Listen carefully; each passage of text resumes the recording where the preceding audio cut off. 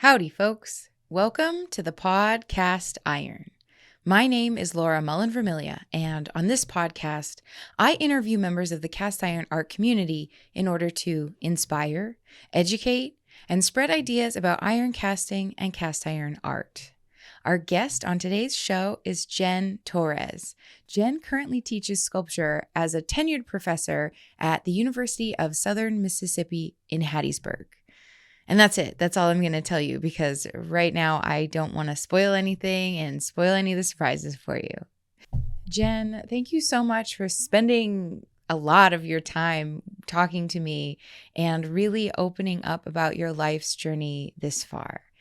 In the past few weeks since we made this recording, I've been living life a little different and kind of just trusting in the universe that in the end it'll all work out. And I think I kind of gained the strength to do that from listening to your story. So thank you. The Podcast Iron Show is sponsored in part by individual supporters on Patreon. So thank you to everyone who has joined as a Patreon member to help me afford the production costs of this show.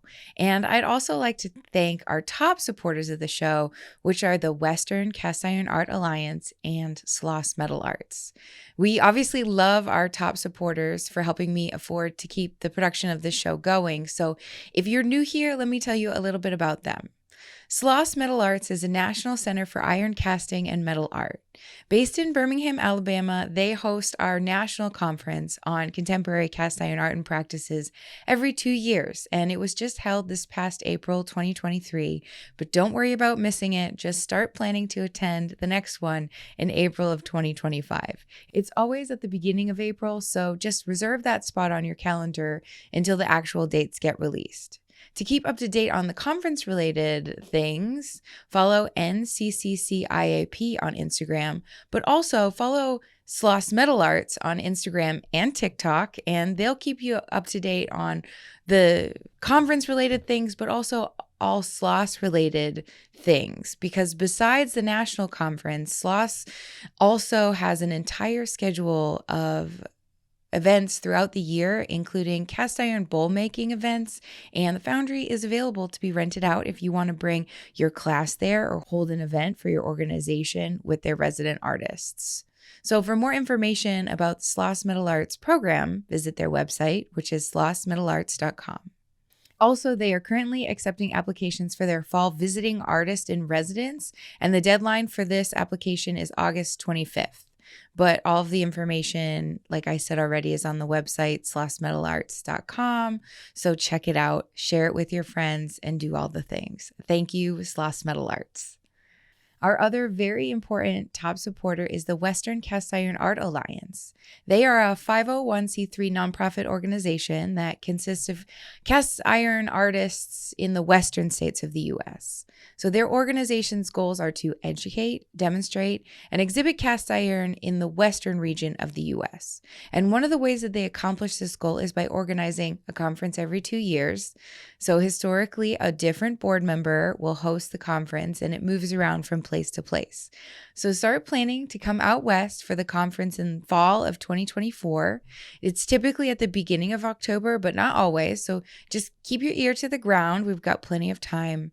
So put it out in the universe. And if you've only ever attended the national conference at Sloss, guys, you got to get to the Western Conference. They're not the same. It's like comparing apples to pears, my friends. They both have their own style and have distinct benefits.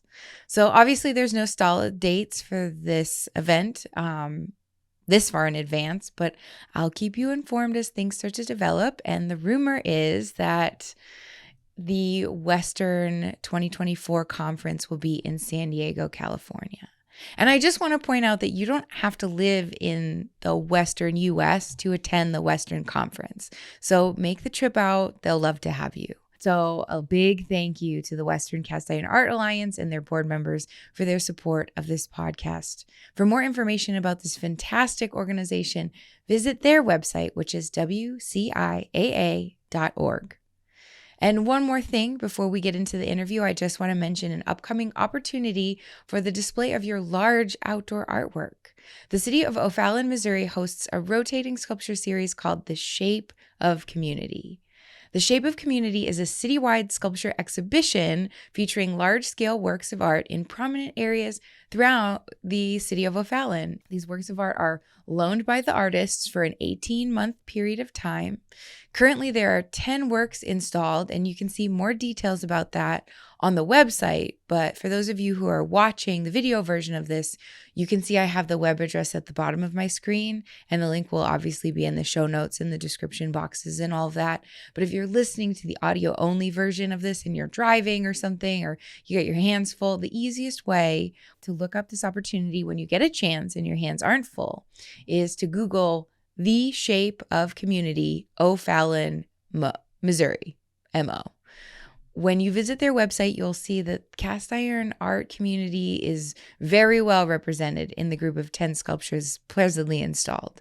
And so one noteworthy sculpture that has participated in the Shape of Community is our very own Noah Kirby. As many of you know, Noah is the co-director of 6 Mile Sculpture Works with his wife, Allison Olette Kirby, but his sculpture, which is entitled With Solid Sound and Stable Stance, is installed in Carshield Field in O'Fallon, Missouri.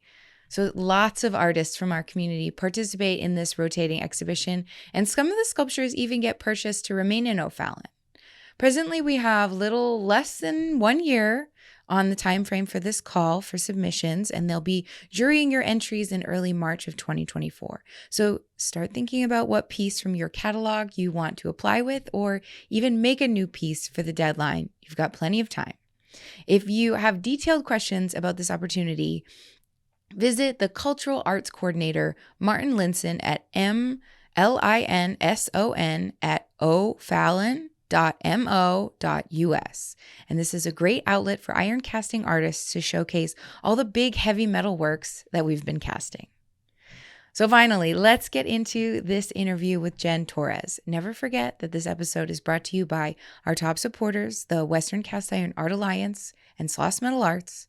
Thank you so much for tuning in today, and please enjoy.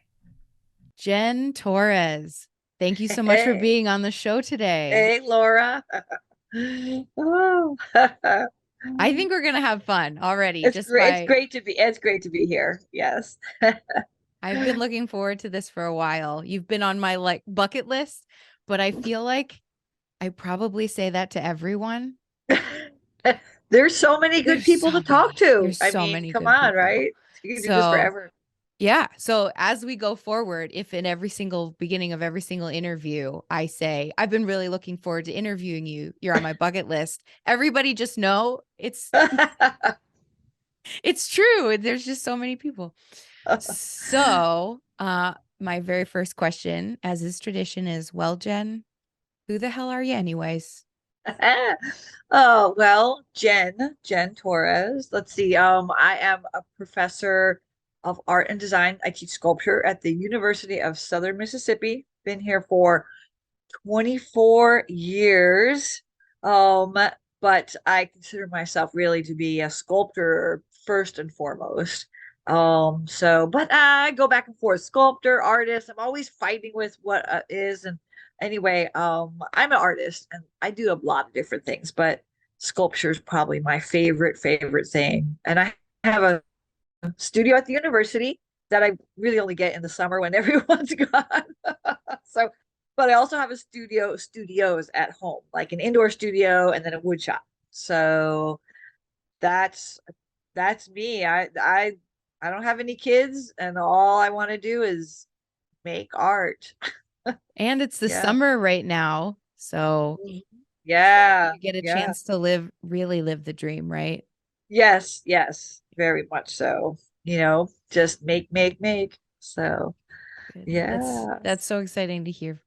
Let's talk about your introduction to art, or just maybe an early memory or two. Well, my family is creative, and so I really don't remember when I wasn't drawing. My dad figured out pretty early because he had a sister who also was brilliant with watercolors. And he gave me these big old books that they had back in the 1940s that were like these correspondence classes. They're huge. And you would just start from the beginning and would teach you all these things about drawing and pen and ink. And you just would go through all the little lessons. And they used to have those kinds of classes back then where you would actually mail in your drawings and get graded on them and a very, different. But I went through all of that and they were trying to find something for me to do. And they found this local lady who taught oil painting and she agreed to take me into her kids class. And I don't know, it was like probably like a year later, she called them up and she said, okay, I can't, she's, I can't help you anymore. Like you need to find something more challenging for her. Because you excelled so much. Yeah. And so we lived in a place called Teaneck, New Jersey. And so I was born in New York and my parents' job was in New York. And then we only lived there for a little while and then we moved to New Jersey. So it was great because we could take the public transportation to the city and they taught us when we were really little and we would go back and forth to work with them. And but yet we had a backyard, Yeah. that we could play in and build our cities for Matchbox cars because that was my favorite thing, was to do all this kind of crazy architecture outside with this world of Matchbox cars.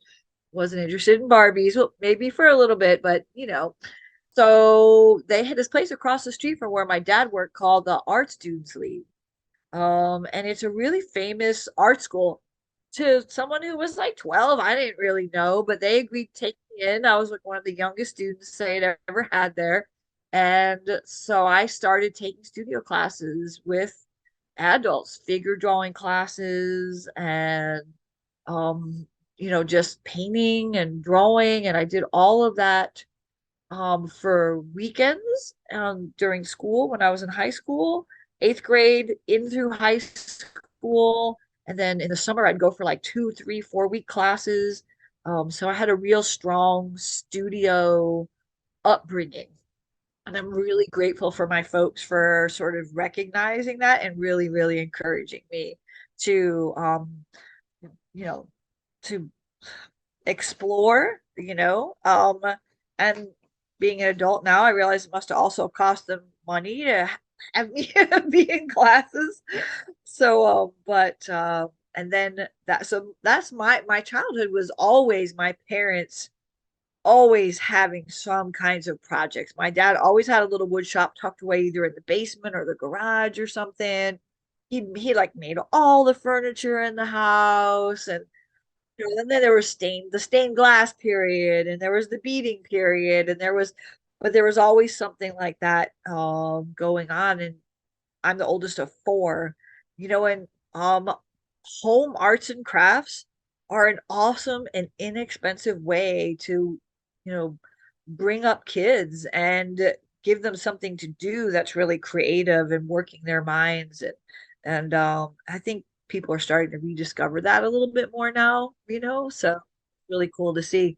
But yeah, those are my memories of are just doing projects like that with my folks and seeing my dad's creative works, and my mom too. She was awesome at flower arranging and so yeah, those are my childhood memories. I guess I'm really lucky, sort of found it early.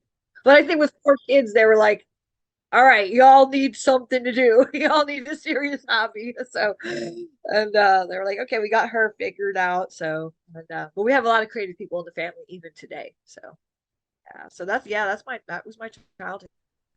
So I did my undergraduate at Cooper Union, and we always knew I'd go to an art school, but there's college is really expensive, and um, Cooper Union is all scholarship. So every student who goes in there is full scholarship for 4 years. And I did not think that I was good enough. I was like, nope. Yeah, they had this like portfolio thing. It was like a portfolio test. And they sent you because everything was through the mail. There were no computers back then. This was 1983.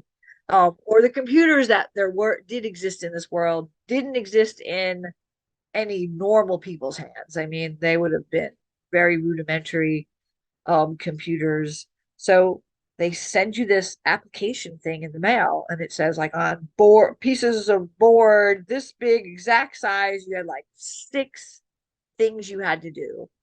one was a drawing of architecture, one was a self-portrait, and da da da. And you had to do these in different mediums, and you had to send that in along with photographs of your own work. And then you would find out whether or not you got in. Uh-huh. I got in. Yeah. And I was like, damn. And my dad's like, yes, it's free. Yeah. Yeah. So, Yeah. so it was art, and architecture were in the same building, and then engineering was in the building across the street. And it was an awesome place.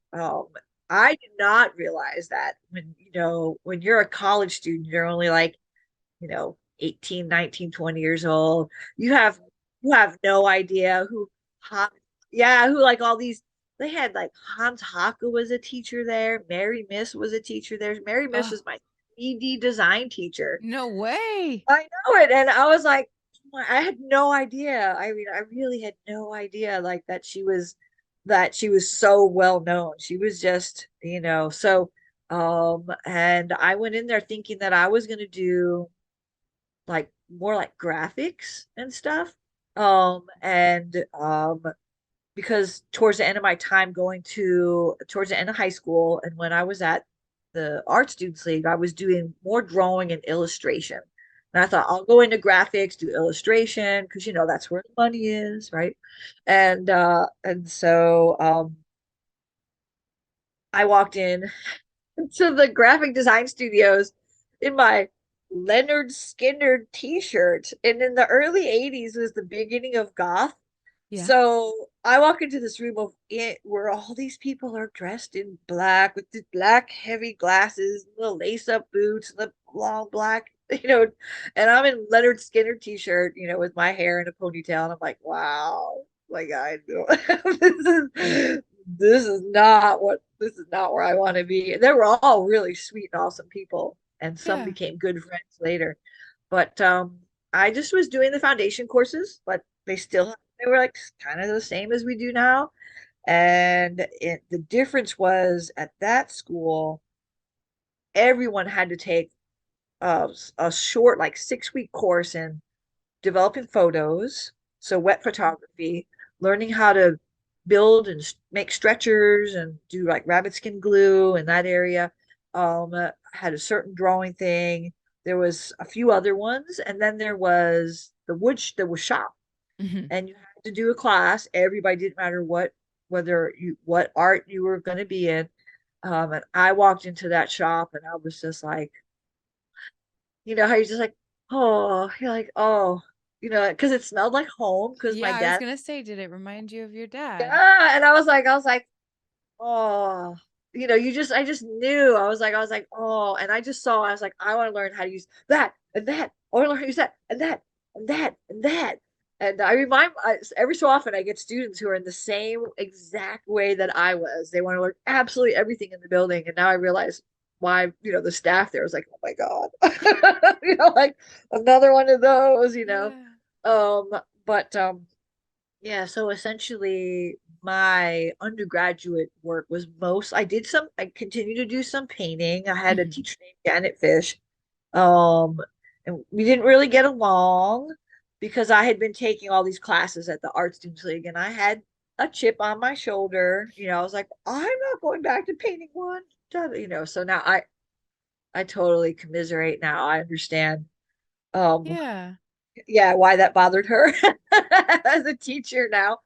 So yeah, I basically kind of I continued to do some painting for a while, but mainly everything I did was all three-dimensional. And that and photography, those two things were my areas, and I combined them for a little while and still do some in my work. But uh yeah, that was where I was introduced to casting and just in general.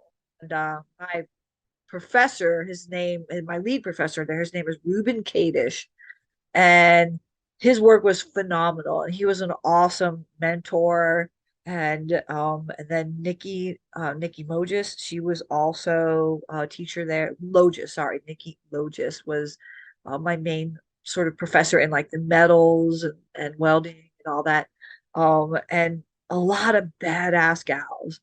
And for somebody like me, I'm Puerto Rican, Catholic, Mm-hmm. It was a very patriarchal upbringing that I had. And so there weren't, even though my mom was an awesome person and, and she had that, my role is to take care of the kids, be married, you know what I mean? And Yeah. I was like, I am not doing that. I Mm-hmm. was like, I am not doing that. So I was like, I'm going to learn how to build all the shit I know how to build Yeah. so I can be, in the trades. And so really good female, women mentors, as back there in the when I was in the undergraduate. And so that was really important. Then of course, New York City, art history survey classes, the Metropolitan Museum of Art. Oh, wow. We didn't even have a textbook. Yeah. We just went, and I whined about taking the subway up there twice a week. Can you believe it? Now I'm like, oh my God, I can't believe I Wow. whined about that. So Well, yeah, perspective really right? changes as It you does. It experience does. life. Yeah. Yeah. Being down here in the South now where we don't have access to those same kind of, museums, really makes you very grateful. So yeah, so I think I did my first casting ever when I was probably like, I'm gonna say 1984. Mm-hmm. And we didn't have access to iron because our shop was on the fourth floor of a building, historic building. So there was no iron or anything. And I basically started just doing those kind of silly fantasy things every student does, like, oh, I'm gonna make a knife handle and a Yeah. whatever. But it didn't really matter. I was learning wax, and my dad, just to help understand this a little bit, he was what was called a dental technician. He owned his own company.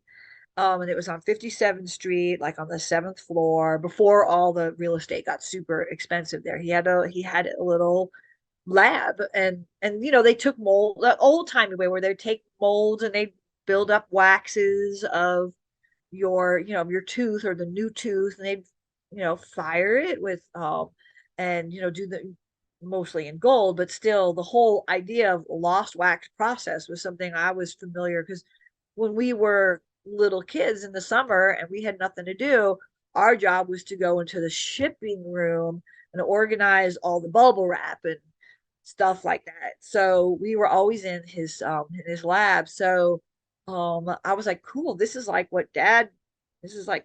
job, but on a bigger scale. So Absolutely. yeah, so I learned that, and mostly we did plaster melt out. So like Okay. classic plasma investment Mm-hmm. with a long melt out. And I was volunteering for, like, I'd be like, they're like, okay, someone's got to go in there, and we take the roof off. We had a little gantry, and someone had to go in and put the straps around the hot molds to get them out to the pit. And I was like, I'll do it, I'll do Yeah. it. I was always so proud of the fact that the bottom of my boots were flat from being melted. you Yeah. know, I was like, ooh, so I can totally relate because I have iron pouring boots, mhm. and I'm very proud of all of the little BBs of iron that are melted Yes, into the soles of them. I can totally yep, relate. So, anyways, so you're yeah, so casting yeah, in its bronze. yeah, we were mostly everything we did was bronze. Okay. And I didn't have any sense that was expensive or anything, mainly just because if that's the only thing you have access to, you don't really, the cost is whatever the cost is. Yeah. And sometimes you would do aluminum. It was a little hard. I don't know why it was harder to get aluminum, but who knows? Supply and demand at different times is different. We did um we started doing shell towards the end of my time there. Um Okay. and so I started learning about shell, and Mm-hmm. that was also really interesting way, and of course so much. Well, shell's easier to some extent. Yeah. I will say that plaster investment is probably still my favorite method. So, yeah, That's nice to hear because I don't hear that very often, but there is yeah, something really romantic about it. Just, yeah. I know, being that it's such an old process, but the surfaces. I mean, some of the things and the shapes I like to make have a lot of interior spaces, and shell is so maddening when you're trying to get it out of the inside of something, especially if you really don't want to use, like a sandblaster, like if this Yeah. surface is really important to you. Mm-hmm. So we were taught really classic low contact casting. So you worked the wax. Mm-hmm. And then your goal was to cut your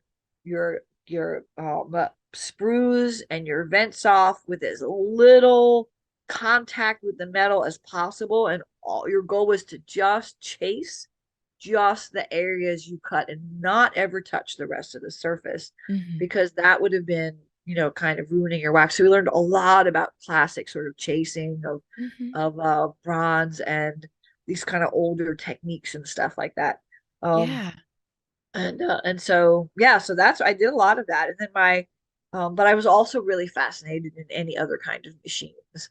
So they had some beautiful like beautiful milling machine. They had an awesome milling machine, and I remember being like, I've got to learn how to use that, So and so my senior capstone was a lot of stuff that was machined and milled and kind of connected, and you know, it's a lot of, weirdly enough, it's the sort of the same shapes as I'm using now. It's like I've made this big circle to some of the same shapes and forms, which is crazy. So yeah, so that was my towards the end of my undergrad, I took this class called a chair class. One of the things that was interesting about Cooper Union was that it was still a very old-timey art school. Mm-hmm. And there was a real huge, like, deep chasm between art and craft. So like there was a clay room and there was a wheel in the clay room, but you would be caught dead throwing in there because you would be like dressed down like that's craft, da, da, da. Mm-hmm. And I knew in my heart from what my dad did that, like, how do you, like, how can you say that, Yeah. And we had a couple of students who were all, one guy who was awesome at making vessels, and he had to really fight to be able to make his unique vessels, in clay. So, um, I just did it for shapes and forms and hand building. I never really could throw till like 30 years later. Was there craft concentration classes? Is that what this Oh, furniture? yeah. No, like there was no metals, there was no jewelry, there was no, like, there was printmaking, there was lots of classes that had process, but it Mm-hmm. was all classic sort of fine arts, Okay. painting, drawing, printmaking, photography, sculpture. There was nothing, yeah, and I mean, maybe I'm lucky because I would have been wanting to have my hands in everything. So, right. But I think there was just, yeah, there's kind of a chasm there that was Yeah. odd to me. So I had to really work on that when I came out, not to have that kind of snobby, like, like, but you learn fast as a maker. So Yeah. there was a chair class, and that the chair class was the only thing that was slightly related to craft. But the reason why it got through is because we had the architecture school, and they Oh. tried to promote some classes where art students we all took drawing and stuff together, but they were trying to promote like 400 level classes that we would all take together as, upperclassmen. And that was, and it was a whole year. So it was a lot of prep work, and then the building of the chairs. And I think that changed me forever, was that class. And so that was a huge moment in my life. Yeah, because I started to realize sort of the power of the body, and the body and its relationship to shapes and forms. And and the body at rest, the body leaning against things. And that forever changed my relationship with my work, and the work as existing in a space that we also exist in as uh, beings. So it also allowed me to learn that I had some really awesome skills in woodworking too. And so that was where the merger of the woodworking and then all the metal fabrication came together for my capstone. And then I also kind of snuck in some very creative furniture. They were like, Mm-hmm. all right, if it's looks more like sculpture than furniture. And I'm sure they're not, I mean, I know for sure the school's not like that anymore, but, and it could have just been whoever was, in charge at the time. And maybe that was Oh yeah. a perception from long ago. But I left Cooper Union and I was done with the city. I was like done with New York, because it was a bus and two trains, or maybe two trains, or maybe three buses, or sometimes I could, it would just depend on where I was living because I was living in different places. Mm-hmm. Mm-hmm. We were squatting in empty buildings. Sometimes we were legitimate apartment, renters. And it's so hot and it's just, you're just, sometimes you're done um with it all. And I decided I was going to get a job building furniture somewhere. Mm-hmm. And I literally just looked in. Well, of course, all we had was newspapers back then. So I looked in the water and I found, I just looked wherever. I have students who go, I wouldn't know where to go. And I was like, just look in towns near where people live. Mm-hmm. That's all you have to write. Because if you know someone who lives somewhere, then if you need someone to hang out with or you need to crash those first couple of days while you're apartment hunting, So I had an aunt who lived in Great Barrington, and that's in the Berkshires and north, yeah, in sort of like Western Massachusetts, Southwestern Massachusetts. Yeah. And I found this furniture shop there, and they saw what I was doing. I had no experience building anything classic or like classic joinery, but they were willing to take a chance on me. And so that's where I ended up. And I did that for a number of years. Um, and the story gets very wandering after this because I did that for about 5 years, building shaker work stuff. Okay. And I was like, I'm not making any more art. Blah, blah, blah. I was really done with it. School was so hard. I Mm. gave everything. I gave 1,000% of myself to that. And I won't talk about it right now, but in the middle of all of that, I also went away for a year and I lived in India for a year. And at the end of sophomore year, I had this like, am I really an artist? Or am I just an artist because my faculty is giving me assignments and deadlines? Like, what if I went somewhere where I had no experience? What would happen to me? This was sophomore year in college. This is for the after show. So Okay. all you people out there who need to, like come and support, you can hear this story after in the after show. Okay. So anyway, I graduated. I went to the furniture place. And then I just decided I was going to kind of wander around the United States with this guy I was dating and eventually married and divorced eventually as well. We spent a couple of years just rock climbing across the United States. And I ended up in Oregon and owned a little ranch, worked at a lumber mill for a while, and then I worked in the molding department. So all these fancy moldings, was a huge complex. I mean, it was ginormous milling machines, and I was an inspector, and da da da. But there was always tons of extra stuff, tons and tons. And they let me, take it home, and I started building again. And it was like this rush. I just needed to have like 5 years off. That's all I just needed to have Yeah. time off to have a life. I got this little ranch, I got some horses, and da da da. And I was like, oh my God, I need to go to graduate school. Oh my God. Can we Um, talk about that just for a second though? I'm ready to get to graduate school, but I just because yeah, on now we have all this connectivity and so I meet people and then I follow them on Instagram and I saw a post from a new friend that I have. I've known him for less than a year, but he wrote that he wasn't doing iron right now.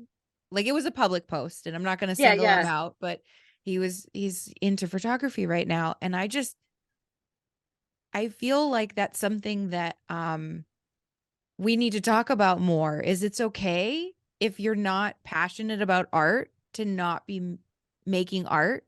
It Mhm. doesn't mean that you're dead in the water. No, yeah, not We at got to be all. happy. Yes, yeah, yeah. And I needed to explore a whole nother side of my life with being, kind of like this athlete in rock. We were doing serious rock climbing, and it was important for me to get out and sort of have a life, buy this ranch, have this job, um, have my horses, and kind of sort of feel my way through what I wanted to do. And I guess in the back of my head, I never felt like the art was not going to be there. Mm-hmm. But I will admit, I did have some of those doubts a little bit at sometimes. I was like, oh, well, what are you doing? You went to art school and now you're, the furniture thing kept my hands in Mm-hmm. with it. But it wasn't necessarily a creative endeavor for me because we were working a lot, to Mm-hmm. make your money. But you So were becoming more skilled with yes, I was those becoming tools. right. Yeah, and it was super important. I mean, I can't advocate enough for, jobs where you get the ability to learn something new. I mean, I went in there, had no idea how to make a dovetail. And then I left there being able to make dovetails of every shape and size by hand on every kind of piece of wood there was. So, and they taught me how to do that. But most people think they have to know all this stuff before getting a job. Most employers are like, listen, I just want somebody who's, gonna knows basic safety, is not afraid, but yet respectful of the tools. Good. Um, Yeah. That's a good. yeah, and right, and I was like, yeah, I'm right here. Yeah. You can train me to do anything, and so I think that's real, and we being a reliable, obviously Mhm. reliable worker. So, and I made good stuff, and I had a very high level of, I mean, we sanded that cherry wood until you could see your reflection in it, I bet. right? Then Yeah. it went to the finishing department. Yeah. So, so it was a job, but yet I learned a lot about, I learned a lot about learning and being patient with yourself. You know, um, and then when I was at the lumber mill and getting all the free materials, and Oregon was like, we were in the high desert. We weren't in what everyone thinks, like the mountain, we were on the other side near Bend, Oregon, Terrebonne. We were climbing at Smith Rocks. And I started building again with all this scrap wood.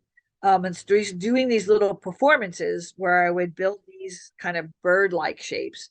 And then I would light them on fire and film them with like a Super 8 or whatever the camera we had back then. I think at this point there is a such thing as the internet now. So I mean, Okay. I think at that point, actually, I think I might actually might have had a real basic, I can't even remember what it was called, what kind of computer. It was like a 428. It was, like, I think the current USB drives we have more memory in them than this Yeah. entire I believe you. computer. Anyway, that's getting off the subject. Well, But but it's related. And I think that it's yeah, important because to there was no document. technology. Yeah. Yeah, there was no looking on the internet for anything. You figured it out, or you went to the library. And I mean, Or ordered it it's from a so catalog. exactly, yeah, Yeah. Sears, man, that was where you went. Sears had everything. And it was uh I mean, it's so weird to hear me say that because at this point right now in my life, I'm like completely the other side. I mean, I use technology all the time. Yeah. I So mean, it's we're all immersed in uh, it so much. exactly, yeah. So after, sort of getting this burst of making again, I was like, I got to go to graduate school. I got to go to graduate school. I need to do that. And I had been away from it for a long enough. Like I had to like go crawling back to my undergrad professors going, I'm sorry, I haven't talked to you in 5 years, but can I get a letter, of reference? And I was Yeah. the worst student in that way. I And don't know though. I'm gonna stop you there because so I, have a little bit of everybody's story is different, but I went right from undergrad to grad school for this interview isn't about me, it's about you. But I was told that graduate schools, now we're going back over 10 years, but still yeah, pretty yeah, pretty recent, but I was told that graduate programs preferred students who had been out of school for a little while and then had yeah, experienced real life and yep, decided that they were going to go back to school. yeah, And so yeah, I feel like no matter what position you ended up being in, whether you went right through only 1 year off or Mhm. 5 years off or 10, 15 years, we all Yeah. go back. Like it doesn't Yeah. matter. Yeah. Yeah. Like, You're did right. I it mean, you're right matter? about that. Yeah. No, I mean, in the end, it mattered only in that when I got to grad school, I was also with people who had just, as you said, like literally got out and went right back. And I had a different kind of motivation because of Mhm. that, because I had already owned a house and sold it and had like, I understood like what bills were in a different way. And, Yeah. and it was kind of like, I think my motivation was like, all right, I've had several jobs and, so I was going back with like a full on. It was tough to figure out where to go. And Mhm. like short side story, because I was in the Northwest and been all over the country and was looking for, it was without the internet, it was really hard to get a lot of information about different places. So it was a lot of phone calling, and I called a bunch of places. I sent out a lot of applications, and there was a lot of no's, and part of it was because I was had been out of school for a while, and I was, I thought my portfolio was pretty strong. What I found out what it was that a lot of the schools on the East Coast didn't really think I'd move all the way from Oregon. Mm. So I had called up University of Georgia and I talked to William Sapp, who was a professor back then.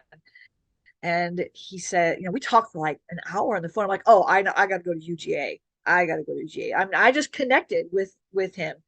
And then I got the thing back saying you're waitlisted, and I was like, what? It's like I already put my market. What? So I was like freaking out. And and so I called him up and I said, okay, tell me what did that was my portfolio not good? Did my was my my letter of intent not like what? Because I want to come here and I'm ready to move and everything. And so he goes, look, well, let me check it out. Let me see if I can get with the committee because I didn't know how it worked with the grad committee. Yeah. Like, and he calls me back up like, an hour later. And Oh, he's like, well, you know what? The thing is that grad students will like flush the market with all these applications. And we only have so much money to give away, and we want to give away money to people we know are going to come. And we didn't think you'd move all the way from Oregon. So I was like, of course I'm going to move all the way from Oregon. Anyway, within like 3 days, I had an acceptance letter, and I was like, can I start in the summer? Like, do I have to wait in the fall? So they're like, sure, like, sure you can. And that very summer was the same summer that when I was like looking at the studios that I met Jim Bornacorsi, who was the so sculpture. wait, I have to stop you. I Yeah, didn't I was know that you went to yeah, UGA.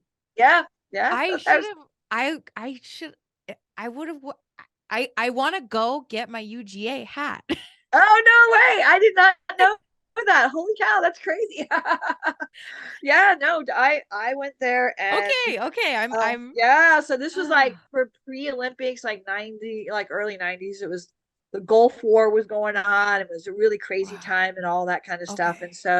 And so I met him, and like I'm walking this way and him and his wife Leanne so I was his first student like at UGA. And Cuz he had just so started there?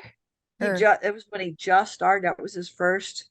I don't even actually. I might have started there before him technically because I started in the summer and he okay. started his job in the fall. But yeah, Wow. so and of course we all like just hit it off immediately, and I mean being an older grad student too, Yeah. Yeah. and his birthday is the day before mine, so so yeah, we're still in touch even today, and Good. but so yeah, so I did and I just threw myself into like my work at the studio because we found this sweet deal.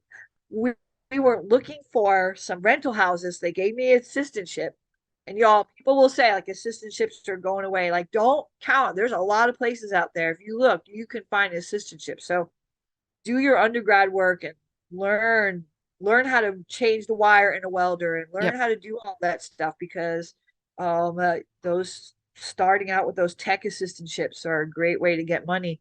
So I got the assistantship that fall, and then we found a sweet apartment deal where this guy had like 6 or 7 duplexes. Mm-hmm.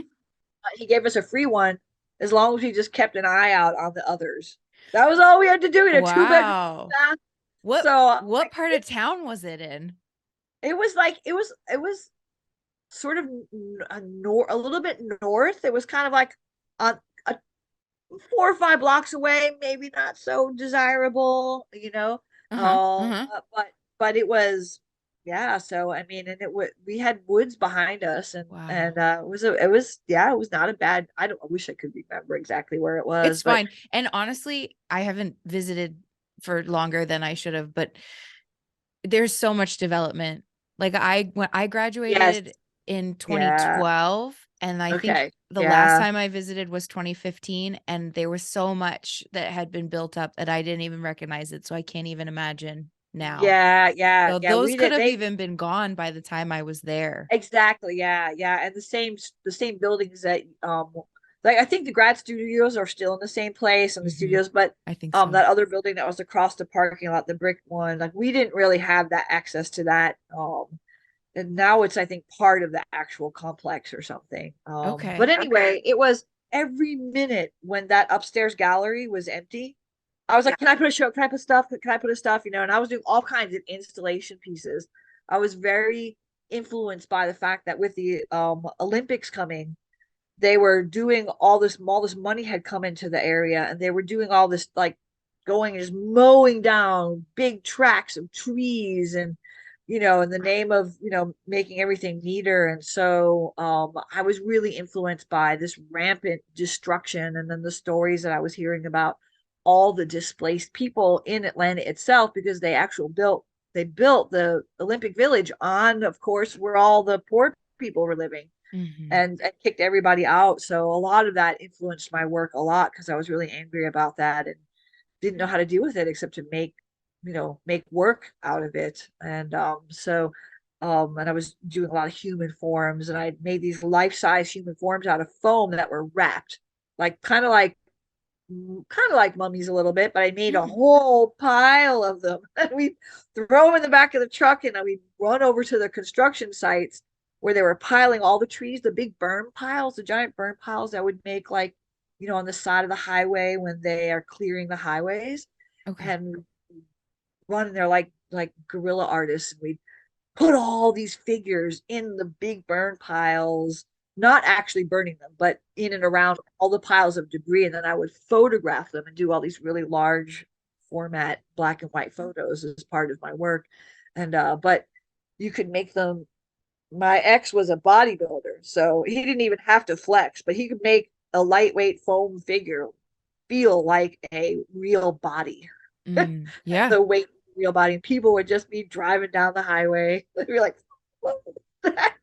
We had an awesome time. If I was smarter, I would have had some other cameras and actually filmed it as like a performance piece. But mostly I was just interested in the photographs, all the bodies interwoven with the branches and the construction debris and stuff. So that was what a lot of my graduate work was about. And weirdly enough, I hadn't even done iron. I didn't do iron with Jimbo. Yeah. Well, he Yep. didn't start until later. I Yeah. feel like Jim Wade talked about Jimbo just starting iron when Jim Wade was graduating. Yeah, and that was around, I think I graduated maybe the year before Wade. Started We were or like before he graduated, because we graduated right around the same time. okay. I think he might have been there maybe a year longer than me, but Hmm. so yeah, Jim and I have a lot of history together. Yeah. So Jimbo was just starting to get the foundry. The foundry was there, but he was just trying to get the iron part kind of worked out and figured out. I remember him doing some like furnace building and some stuff like that, and I just was not interested in it. I Yeah. just wasn't interested. I already kind of like had my focus for my Yeah. graduate thesis, artwork and all that. And frankly, I was like, they're out there. what are they breaking? What are they doing? Yeah. God, it's so hot. What are they doing? Why would anybody want to be out there? Yeah. So and essentially most of the stuff I was doing is fabrication work and then alternative materials and stuff, Yeah. And that was Um, your focus. And yeah, that was my he focus. was just Yeah. getting into it. So, Exactly. Yeah. Yeah. So, I did meet Deborah and Charles though, and they were all friends with Jimbo. So I met all of them even before I started actually doing any iron work. So they were, just influential. And I mean, I know either you just did Deborah or you're going to do Deborah. we had to postpone it. So it's not going to Okay. be until next month. Yeah, we had Okay. to Yeah. post. So I mean, I remember going to her and Charles's house. I mean, decades ago, and just hanging out with them, and in the backyard and stuff like that. Before I met any of the people from Tallahassee, before I even started doing iron, it was so weird that Wow. that would come back around again some years Yeah. later.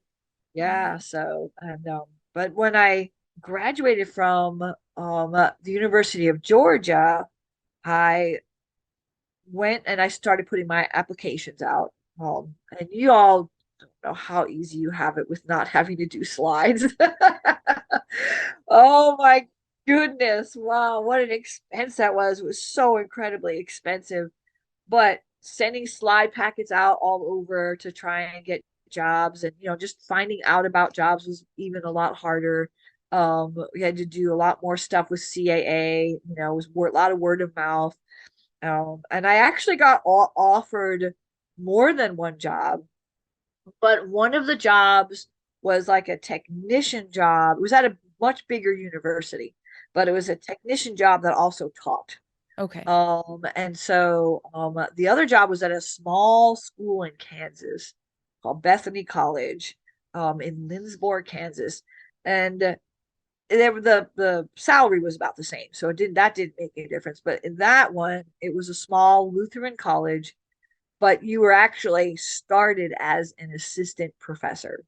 Um, and I no one told me this, but somehow in my mind, I was like, it sounds better to start there, Yeah. even though it might be at a smaller school or whatever, than to start. So I was glad I did, because that those kinds of jobs are you're basically teaching whatever they want you to teach, because they're small schools, they have tiny enrollments. You might have like 7 preps, but you might only have like 5 students, in each thing.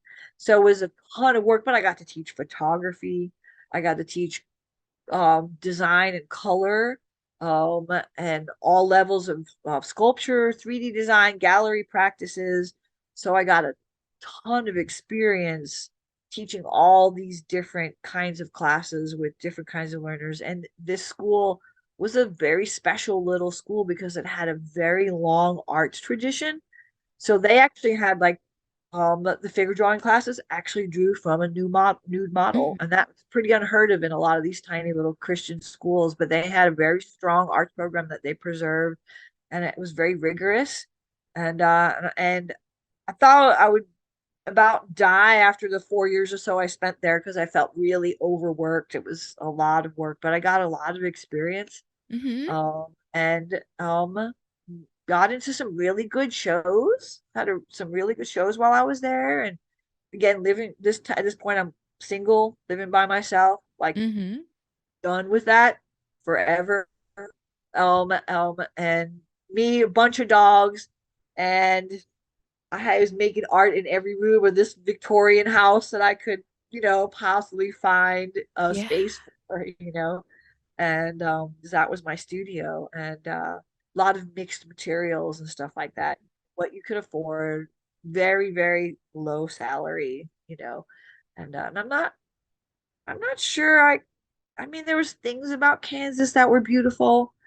The landscape at times could be really, almost heartbreakingly beautiful with the vistas, and you could actually watch tornadoes like way off in the Mm. distance. and Mhm. and the grasslands were really beautiful, and there was you could never get lost because everything was on a grid, literally Yeah. every road. So um but I was really happy to make a move. I started doing some administrative work And when I was ready to leave there, I put out job applications for department chair things. And and I was actually getting a bunch of interviews, and I went to a small school. I don't want to say which one. It was in Seattle, small art school. Okay. I was interviewing there, and I was like, everyone, my brother, who's real big into tech and animation, is like, Seattle, whoa. Yeah. And I was never so unimpressed in my life because they wanted to pay so low for the job that I would have to have lived like 2 hours outside of Seattle just to have a place to stay. And it was a program where there was lots of really big art personalities, and there was like you could feel the infighting. And I was like, and then I met the current chair, who'd been the chair for like 20 years, and he was ill. So that's why the Okay. only reason he was stepping down. And he said, don't even think about making art. And I was like, just had, I know I just made an ugly, ugly face, but Yeah. I was like, what? I was like, what? And at the second night I was in Seattle, I was actually being phone interviewing with Yeah. Mrs. Just because that's the way it worked out. And so that very next day when we had the interview, I said, so how do you feel about, a chair as also someone who is maintaining their creative work, their creative research? And they got really quiet. And I thought, oh no. And they went, well, what, uh, why wouldn't you want to do that? of, of course, we probably wouldn't hire you if you didn't want to make art.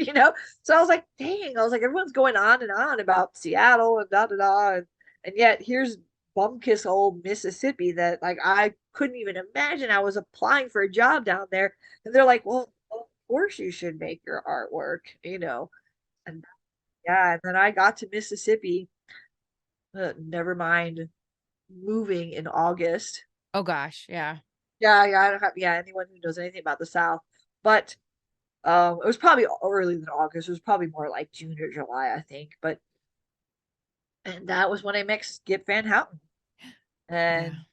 Skip Van Houten pretty much taught me everything I know about iron.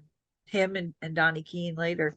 And but they had this, I'd never seen a cupola till I started in 1990. Well, I had seen Jimbo working on it, but I'd never actually seen an iron core until I started Hmm. um, at University of Southern Mississippi in 1999. So 24 years. That's how much experience I have with iron casting. And it's real easy since it was such a set date. And as soon as I saw the first iron core, I was like, oh man. I was like, I have got to do this. And it was not only Skip, it was also his students too, like James Davis, who was my student, um, I mean, they were all excited. The chair wanted to be doing this, and so it was that's how I learned. I knew all the other mold making. I had just never done sand, resin sand. So conceptually, the whole idea of all the casting made sense. I understood how to do the venting and all that. I just had never made a sand mold, and had done two-part molds, obviously plaster molds and so but so that part wasn't hard. But I immediately, was like, I want to learn how to run the furnace and know the process and so that's where I started with iron So was was Skip still teaching there in yes, the yeah, sculpture? we overlapped Okay. for about 4 years, I think. And so I got to get like really good, you know but if everyone who knows Skip will say basically you're gonna ask him a question, he's gonna go, yeah, okay, yeah, you got it. It works. He was a man of very few words, Yeah. but everything he said was like right on and right to the point. And if he said do that, you did it exactly like how he said to do it, because otherwise it didn't matter if you were the chair, because he was gonna go and he was gonna go, that's not what I said to do. And but I was a quick learner. Um, Still at that point, I was the chair of the department. I did that for 6 years. Hmm. And when he retired, then I also had took on the 3D program, as the coordinator of the 3D program. And then eventually cycled out of the administrative work because it was quite, I mean, I don't mean to sound dramatic, but it was quite literally killing me. It was such a stressful job for me because I wanted to be perfect and I wanted it to be perfect for everyone. I wanted us to be in the black in our funding. I wanted us to have lots of students. I wanted us to have good programs, and it just ate away. And I wasn't making a lot of work, and it was very stressful. And I like gained like 70 pounds. I was having migraines 3, 4 times a week, Yeah. and all kinds of like issues with my stomach. And I was just like, if you don't stop this, you are not going to live long at all. And I had a sketchbook that's like that thick of all the stuff that I'm still working on making. And I was like, you can't, you know I knew it was going to be less money. They were going to take a chunk of money out of the salary. Yeah. Um, I would, I that would come to bite me in the ass some years later because I wasn't really prepared for it and didn't do so well financially. But I was immediately able to sort of tackle sort of my health and wellness. And I feel really strongly that I would much rather be doing a job that paid less but allowed me to be creative and happy Yeah. than something that paid me more where I was unhappy because that would suck. Yeah. We've all had jobs that we probably did that, like Yeah. during our time where we had a job where we actually and I try and tell people your work does not have to suck. It really doesn't. So um after Skip left and I was really wanting to be in the program more and more. And so it wasn't long after Skip left that I was like, all right, I got to take care of myself and kind of we had the opportunity through an awesome donor to build a whole nother side to the building. So our building over at USM is actually the 3D building is its own building and it's on the other side of campus from the main art building. It's not a huge campus, so it's a 7-minute walk for me, but some people say 15 minutes just to Hmm. Yeah. it's just a straight shot. Hmm. So we're on the edge of campus near physical plant, which is really great because we have truck access and our own parking, and it's much easier for the students, especially with materials and that. And we can make as much noise as we need to. We don't worry about it. And when I had first come, there was just the clay shop, and then there was basically the metal shop. The metal shop had just been built about a year before I got there. And then the rest of the sculpture studio was this really horrible little basement series of rooms. I swear art departments are the one thing on campus that always seems to get shifted around until we can finally sort of like Yeah. show our worth. And so we got this awesome donor, and he helped build the building, but he also helped give us an endowment. And that endowment gives us a certain amount of cash each year that we can use for buying and repairing tools to this day. So we I got to design the building. And it was an awesome experience. It was also very challenging because I had to prove, and this really sucked. This made me fucking mad, is that I had to prove to the construction guys that as a woman, I knew how to set up a wood shop. Boy, I mean, there was many times I was like just doing this. Like I was like, "Rawr," you know, Ugh.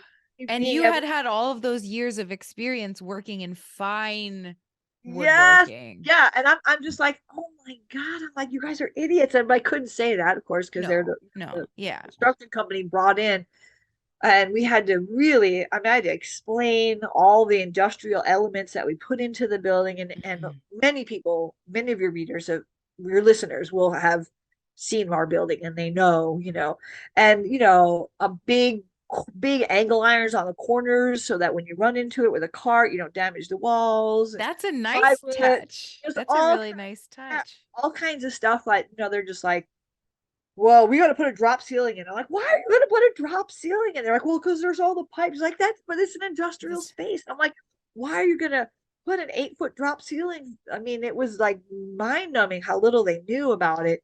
And I had to write this big report to the state agency of design standards about why. And I went around and showed them photographs of all other kinds of sculpture studios so they could mm-hmm. see, like, and then they do this. They go, okay, well, we finally got approval not to put a drop ceiling in. Well, guess what? That gives us money now for a dust collection system for the wood shop. I'm like, you're serious. You really were considering a health and safety issue as expendable because of a drop ceiling. Oh. Anybody, anyone who's listening to this knows if you deal with academia, you deal with all kinds of crazy shit like that. And I just was like, okay, just never mind. Just always moving forward, Mm-hmm. always moving forward. Like, don't let it get you. Always moving forward. So we have a pretty nice deal there, and it's ceramics and sculpture. Mm-hmm.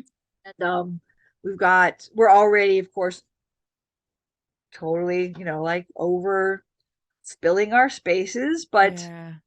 we have a sweet deal, and we have a huge, huge cupola. Um, yes, we do. And so I guess I don't remember. It was 2005, 2004. I don't remember. I'd have to go find the t-shirt that But I it doesn't got. matter. Uh-huh. Yeah. So a couple things happened all in sequence. Okay. And that was Skip retiring, us getting this donor, and then me going to Donnie Keene's for his symposium. Okay. Uh, Skip owned the furnace that we had there. He built it. It was his furnace. Yeah. And I'm familiar with that because Jimbo built all Yeah, his furnaces. And when exactly. he was done with iron, Hmm. we took him to his and Yeah, Leon's property. yeah. Yeah. They went to the property. So Mm-hmm. and our USM had such a very long history with iron, Oh yeah. a long history. And so as a result, I was, like, how are we going to, we need a new furnace. And then I Mm-hmm. saw Donnie's furnace, and then it all kind of happened where we end up with exact copy of Donnie's furnace at Oh, our studio.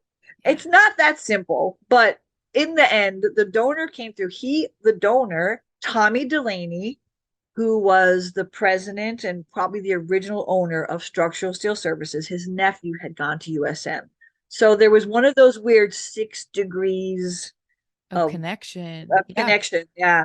Um, Although his nephew had already graduated, so there was some sort of knowledge. Okay, so what was the name of the donor?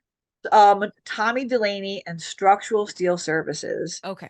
And basically, we got connected. They were the ones who endowed the building and gave us the endowment. And so this is a couple years later, and so it'd be really cool if we could get a new furnace. Like, Yeah. it happened very fluidly, and basically with the help of Durant Thompson, because he played a big role in this. He was the tech at the time. We got generated a set of drawings. He did a lot of studying of Donnie's furnace and the size.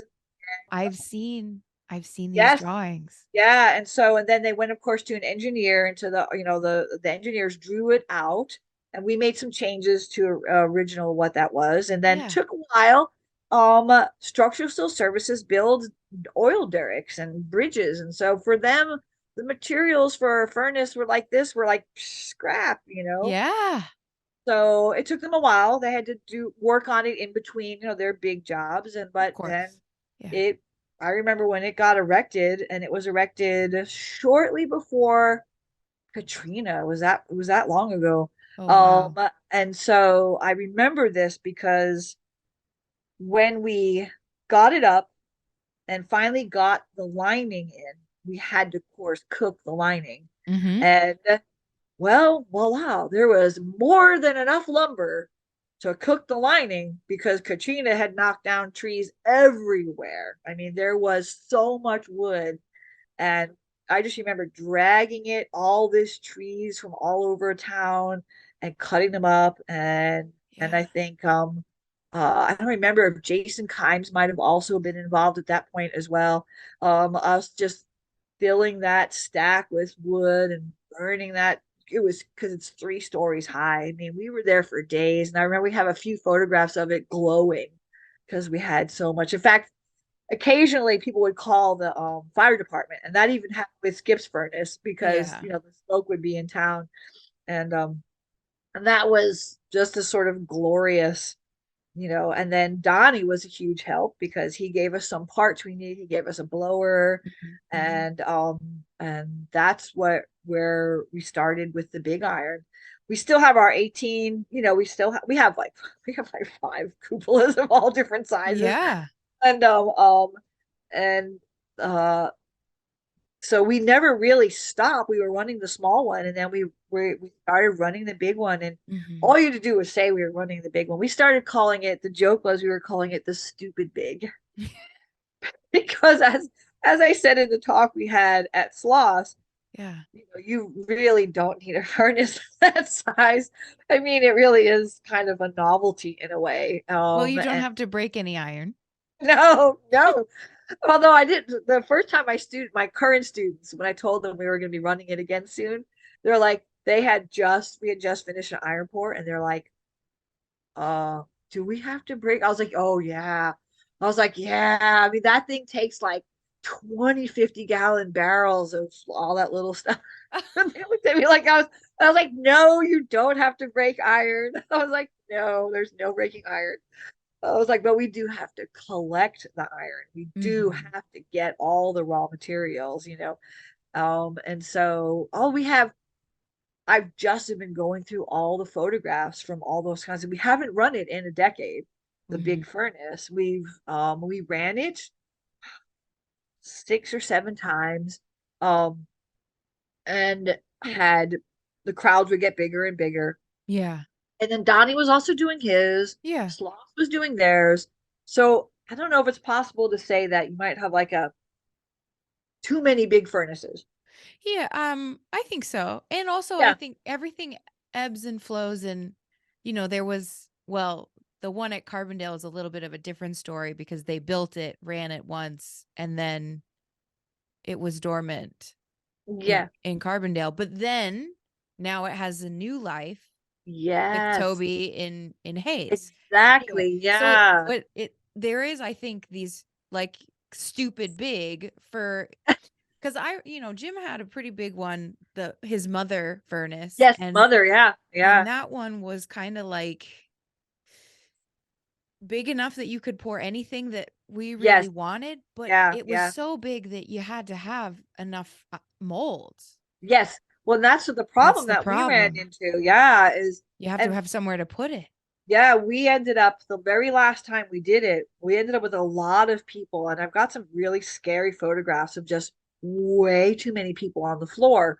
But what happened was we only had a couple of big molds. This ladle holds over 1,000 pounds of metal. And when you tap that furnace, you're filling that ladle up. And we were pouring it off into hand ladles and just running all over. I thought people were just going to start passing out because you have to get that. I mean, you can put a heater on it. You certainly can do that, but still, you got to get that metal out of that ladle and Yeah. into the molds. And because the big furnace is still running, Yeah. there's still more to do. And I saw that my students, they weren't learning how to run a cupola because when you have a cupola that's big, the tweer person is stuck on the tweers the whole time. The person Mhm. charging is 3 floors up and they're charging the whole time. And you don't get that intimate sort of understanding of how a furnace works with this really big thing. And also because you really need experienced people to do it. It's Mhm. not a great place for a beginner.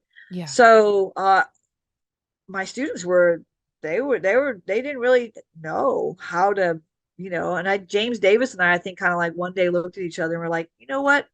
we need to get back to running the small one Yeah. because the students then see the whole process. Mm-hmm. You know, Mm-hmm. you don't have to get in a harness and be wheeled down to the bottom to lay the bottom. You know, you can stand on the charging stand and and use a Yeah. stick. You know, it was they needed to learn, how the Yeah. whole thing worked. And we did not need to be running around with 1,000 pounds of metal trying to, Yeah. If you don't have the offload need it for into it. these, Yeah. yeah, I mean, little, a 10-pound mold. Yeah. So, What and that I've was, heard people say, the furnace, you're done with the furnace before the furnace is done with you. yeah, I think, yeah. And the great thing about a blast furnace, though, is that it can, as long as it's not in a corrosive environment, it can hang out for a long time before you have Yeah. to use before I mean you can use it again. I mean, yeah, you want to check it out. You Yeah. got to patch it and you might have some welding and fixing, but essentially, if the lining's good, Yeah. They're pretty yeah, hardy. yeah, it's there's and this has got actually has a little cupola over the top. It's got this really cute little cupola like this over the actual top of the furnace. So Oh. it's just it's a beautiful furnace. And those big guys, I mean, you just like look at them and they run. There's Mm-hmm. it's not like some of the small ones where you're like, okay, like stand on your tippy toe and press, you know, which makes the small ones really fun to run because you can Yeah. really dial in your favorite furnace. Mm-hmm. The big ones just kind of like go, Mm-hmm. and it was we just but we decided we needed to not do it for a while, and a while turned into a little longer and a little longer. And as many universities, you have that ebb and flow of your majors and your ebb and flow of the people who are interested. Yeah. And I actually kind of a little interest in it for a while too. I was doing different work for a while. Yeah. But And we've already covered that there's seasons in life, and that's yes, okay. yes, And yes, then you can exactly. Yeah, revisit something with even more yeah. interest. Yeah. Yeah, so and then it just takes also the right group of people, I think, Yeah. to, sort of get back into wanting to do it again. And a good solid number of majors and people who Mm-hmm. are interested in it. And yeah, we just ran the small one for years and years.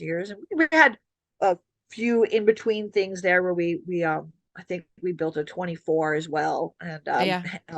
Remy Heineman came in. He built a 24 with us, Yeah. and we still have it. And we haven't used that one in a long time. So we affectionately ended up naming the furnace DK2. Um, Oh, and I honor get it. I get it. name. Yep. Yeah. So it's a Say it though. DK2. So say it Yep. for the Yep. guests, for the listeners. Exactly. Yeah. So Donnie Keene 2, DK2 is the name of our furnace. And we are going to be running that again this fall. Really? Okay. Yeah, yeah, we're doing an invitational. We have to kind of do that, I think, in the beginning Yeah. because we need to make sure that everything runs well. And although I really think it's going to be fine. Well, So it is going to be fine, but it is, yeah, also doing it yeah, on the terms that you need to do it on, that's right, best for you and your students. exactly. That's the most important Yes, thing. yes, Yeah. yes, yeah, yeah. Um, anyway, so we're going to do an invitational this year so that we can get everything back and running, and we'll have some guest artists and some folks, and probably going to have a few somewhat arbitrary rules like your mold has to cast at least 100 pounds of metal or more, and that's not that hard for iron. No, But and I think that's you very know, smart yeah, and to put it's parameters. not that hard, but the idea being that we just can't do a whole floor full of little tiny things. We'll have some small stuff anyway because we do have students who Yeah. are going to be learning for the first time. Yeah, but it's Um, good to focus though on your students. yes, Yeah. yes, And yes, then they'll right. be able So, to see the right. larger molds that your Yeah. guests are bringing. Yeah, and I think that I think guests can, our guests will still be able to bring some small stuff too. I don't want to Well, repeat of that. that'll It'll all all work suss out. out in the end, yeah. Yeah. So the hope is that every other year outside of Sloss, since Donnie's not running anymore, every other year outside of sloths, we'll be able to have, get it into a more regular thing. We don't have as much space as sloths, so it'll always will be a lot smaller and, Mm-hmm. you Mm-hmm. know, and that kind of, deal. We don't have camping, so people have to Yeah. be kind of efficient. And so and it's also at some point at years ago, at one point, I did the with James Davis and I did the large mold workshop at Sloss. Mm-hmm. And so I'm not sure if I want to do that again this year, but maybe in the future, we'll actually have like a workshop thing. I think at this Mm. point we want people coming in who already know how to make Mm-hmm. a big mold. Yeah. So and or feel confident that they can make a big Yeah. mold.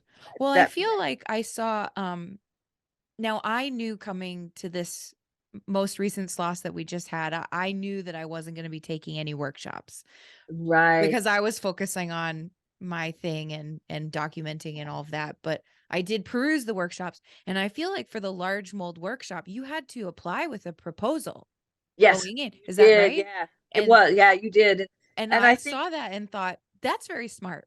yeah, it is. And when we did it, they did it to some extent.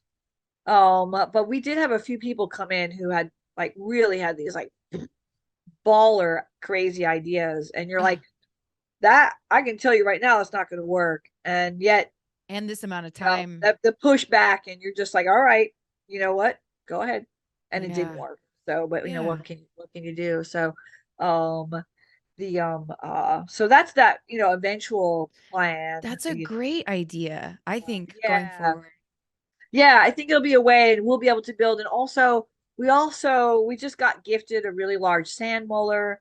So because that was that main our main thing is we just didn't have a lot of, like, we have our own forklift now, and we have, Mhm. Mhm. so we're building up some more of the infrastructure. I wouldn't mind doing something, some kind of, maybe even work with the university to do some kind of product out of iron to teach the students a little bit more about the business end of it, and then also to bring a little income in for the program. Yeah. Kind of like how Sloss does with their sort of unique little, the tchotchkes and stuff they have in Yeah. gift and all that.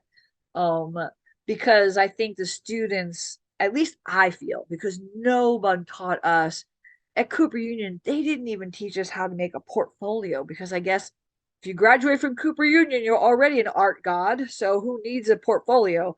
But I had to Yeah. learn all that on my own. Mhm. And luckily now we do teach the students all that. But I think we could teach people more about the business side of things, and just how to write up an invoice or figure out hours when you're trying to make a proposal, and Yeah. and stuff like that. So some of that, and we just got from the same donor, from Structural Steel Services. We just got it, well, not just last year.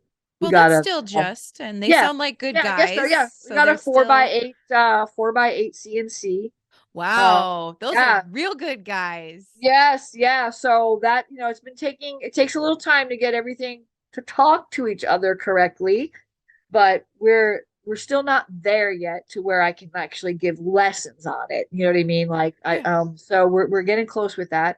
And that same donor also bought us the speedy melt that we have too, the new speedy melt. Um, which we did. And James Davis, if you ever hear this, he will laugh. So 8 years ago, we had this old Speedy Melt, didn't have any of the safety stuff on it. The classic old lighted piece of paper, couldn't stick it in. And anyway, I won't go into the details, but the furnace blew up in my face. And so um my students grabbed me, and I had my safety glasses on, and I'm like, I'm fine, I'm fine, I'm fine. They're like, no, Professor Torres, your lips are melting off your face. No, no, you're not okay. You're not okay. And we, in our new building, I managed to get showers, thank God. So they like, rushed me into the shower, and we put cold water on me. But the skin was coming off my arm, and it was No. like Oh obvious, like no. I was not okay. So had to go to the ER. My colleague drove me to the ER, and I couldn't go back to school. Luckily, it was towards the end of the semester. but I had, mostly second, like high level second degree and low level third degree burns, and on my face, so up my nose, my Oh ears, all under here, and my this arm gosh. especially, because I think that this was the arm that I was, had Yeah. stretched out, Mm-hmm. and and it took a long time to get better from that. And but I did, Mm-hmm. and everyone took care of me, and people brought me food, and and took care of me. And basically I had, as the doctor said, the most you had the most expensive facial anyone could possibly have. And because all the skin on my face came off, and it was gross and it was weird, and I had excellent drugs though. So most of the time I was just sort of, like laying on the Oh my couch, gosh. with I'm bandages really on. glad you're talking about this because I feel like sometimes we shy away from these stories, but this Yeah, is very brave of you yeah, to get it on record. yeah, it was a horrific time. I talked about it very, very little because I find that in the in our community, the first thing everybody wants to go and say is, "Oh, well, somebody must have done something wrong."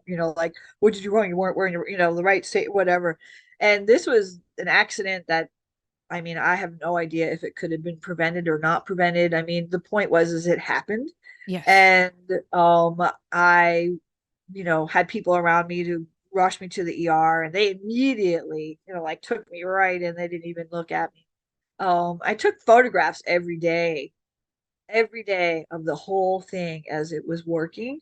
And so my face from like scrunchy, and then it puffing up, and then skin sloughing off, and then it was just, and they wanted to put me into the burn unit, but I was like, I had dogs at home. I was like, no. Yeah. It's like, you have to get rid of your dogs.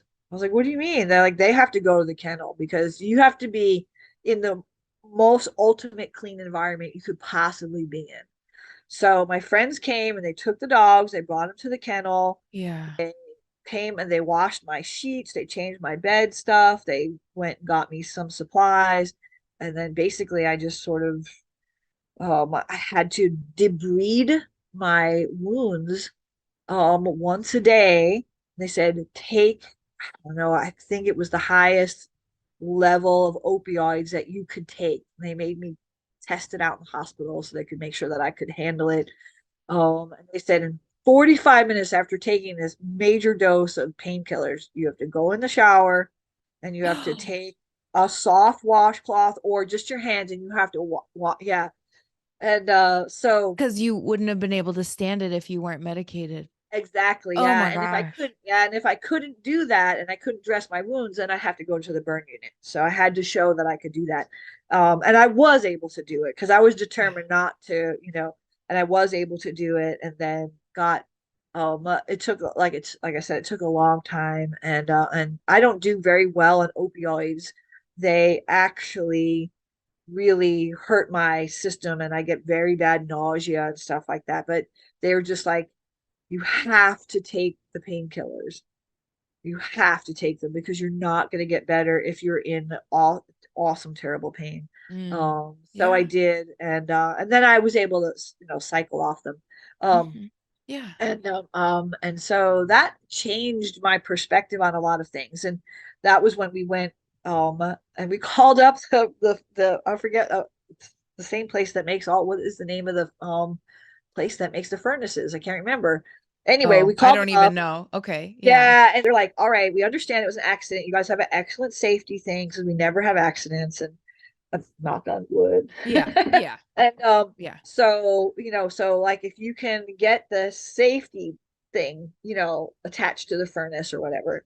And I'm calling them up. That I was all healthy at this point. I called Yeah. them up and I'm like, and they're like, "Oh, well, okay, give us a serial number." And I gave them the serial number, and they go, "Oh, that's so old. We don't even have that anymore. You need to stop wanting that before it blows up in somebody's face." No kidding. And They said that. I was like, well, too late. And then they were all like, "Well, what?" I was like, no, no, no, no, no, no. I'm not calling you Wow. for, so we got a quote for a new one and they're like 15 grand or something. And we're like, like Yeah. what art department has that? And then I called up our Tommy Delaney and those guys and I went, all right, here's what happened.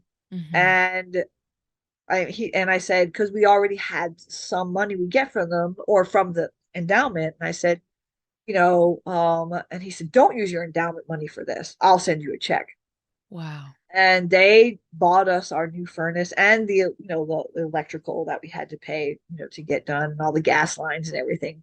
And so it's an awesome relationship that we have. And and but people, I always laugh. They'll be like, we're going to do fundraising. We're going to go talk to the doctors and lawyers. I'm like, no, no, don't go there. They know nothing about what you do. You have to find yourself somebody who understands industrial work and Hmm. knows the value of what it means to buy you a welder or Yeah. help you purchase equipment that they understand what it is, and that's why I think we've had, it was um and it's just an awesome organization now that they have, and they support not just us, but they support a lot of regional schools and helping, and they're very, very big into the arts, and they support a lot of organizations. So I don't want to make it sound like like we're the only ones who they give money to, but it's been an important relationship for us to have, Yeah. um to I think grow our program, and so now I have to think of a big mold, and Ah. and like, and I want to make sure it's related to my work. I think all of us have this thing sometimes that we do, or like, oh, it's iron ore, let me make something. And sometimes I find like I make something just because it's an iron pour, Yeah. but because I don't want to miss an iron pour. And I totally value that. So I have all this random stuff that I just made in iron. But this time I want to make a big piece that actually is related to the shapes and forms that I'm working on now. And just out of a different material than what I'm normally using. Um, so yeah, this is going to be a little bit of an engineering thing. So because it's going to be uh I'll have to do it in parts that I'll Yeah. machine to put together later, because I don't think I can make a three-dimensional version of it. So, But it's good that you're already thinking about the logistics of that, so you can yeah, well, factor that into this well, the part. practicality of it is it may seem like, well, I've got 3 months off because it's the summer, but that's only 3 months It's, because yeah. late August, everyone's back here, and there's no way. I mean, I can use some of my molds as examples for helping with the students. But the Yeah. reality of it is it's also their space. And the reason why I think we have such a good program is because I have my work table right there and I work all the time. And Yeah. they see what I'm working on, and they see what I'm working on in social media. They see that I'm constantly working. And I really do think that that makes a difference Yeah. when, as a student, you can see that your professors are indeed working artists. And I talk to them about the commissions and how I figure out the charges for the commissions and how much money I bring in versus how much the materials cost and how I write the proposals. And I think is really important for them to see, to have that high standard Yeah. in the studio, and not just in your practice, but in um, uh, the fact that you're always trying new things and you're trying different materials and you're not afraid to, you know, dive into something um, that you've never, been taught before. So YouTube, woohoo! Yeah. Right? So Yeah. yeah, I mean, I think we have a really vibrant um place over there. I just found out one of my students got one of the MSA scholarships. Oh, So I'm awesome. like, awesome, I'm excited for them. And we've got a lot of women in our program right now. And I think it's real important for them I think it's important for them to see another strong woman who's also doing this work, and not who's not going to be defeated by a piece of 3/4 inch plywood. right? Yeah. Hmm. Who's going to go, all right, I'll figure out how to move it, right? On my own, it might not look pretty, but here's some tools. Here's how to use a gantry. Here's how to use a hand truck, and you can make big stuff, um, even if you're a little person. And of course, having a 2-ton hoist at your disposal, I will admit, does help. Yeah. But even just a chain gantry, just you can the only thing limiting you, I think, is your own imagination as far as what you could do. And that was something that I learned I think from my mom and dad, really, was if you can say it, you can do it. I think much to their chagrin sometimes when I was growing up, because I was definitely a hard-headed kid and super independent. But we're in the South. The reality of in being here in the South is that we have a lot of students who haven't been exposed to a very large international art movement. Hmm. And I'm not gonna, I don't have enough such a big ego to say that I'm going to be the person to change that for them. But what I can do is use myself as an example with how you're not stuck to this place, Yeah. and you can go to school and you can do these things, and you can go to sloss, you can meet people, and you can try these new things. And also we have a lot of underserved communities here. And so it's an opportunity, I think, also to sort of like, there's students here who are just begging to do stuff. Like it's like, I feel like we're so close and just unleashing them on the world. And because everyone discounts Mississippi, everyone just discounts us. And I'm like, yeah, I was like, the pendulum always swings back. It always Yeah. swings back. And we've got a really good, arts community here. So we're not so poor and old and fat and slow as everybody thinks. Although we are damn hot, but Well, that's that can't South. be Yeah. helped. And it helps you resist it helps your resilience It does. It to be does. able Yeah. to I mean, do things in the South. yeah, I spent 6 hours yesterday and 4 hours today in my heavy dungarees welding in the Yeah. shop, Yeah. out a fan because you can't MIG or TIG. Well, I TIG weld. But you can't have a fan on when you're doing that. And you just kind of you just get used to it, Yeah. I and think and so. I'm thankful I have the space to be able to do it. So, and the flip side of that is we can work all winter, because Yeah.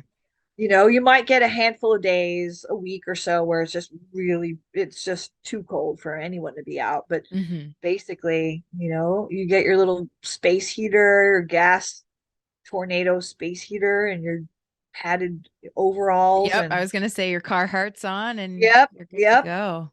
yep, and your As your soon as you get moving though, also. oh, Once you're that's what it is. moving, Yeah, that's what yeah. it is. You start grinding or doing stuff, and you're just like, yep, here we go, and then peeling clothes off. Mm-hmm. So, Yeah. so I didn't come here thinking that I was going to stay. Mm. Um, I came here thinking I would work here for a little while, but there's no reason for me to leave. Yeah. So, I love my community. Hattiesburg is an awesome place to live. It is an awesome place to live. Everyone I know who comes here is like, this place is so cool.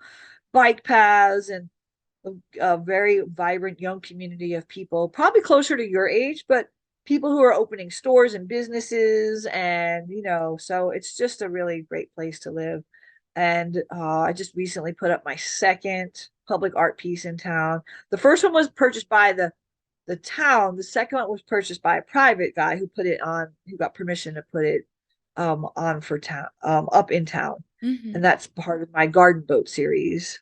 Um, and so I have that series, a very large installation of them in Bentonville, Arkansas.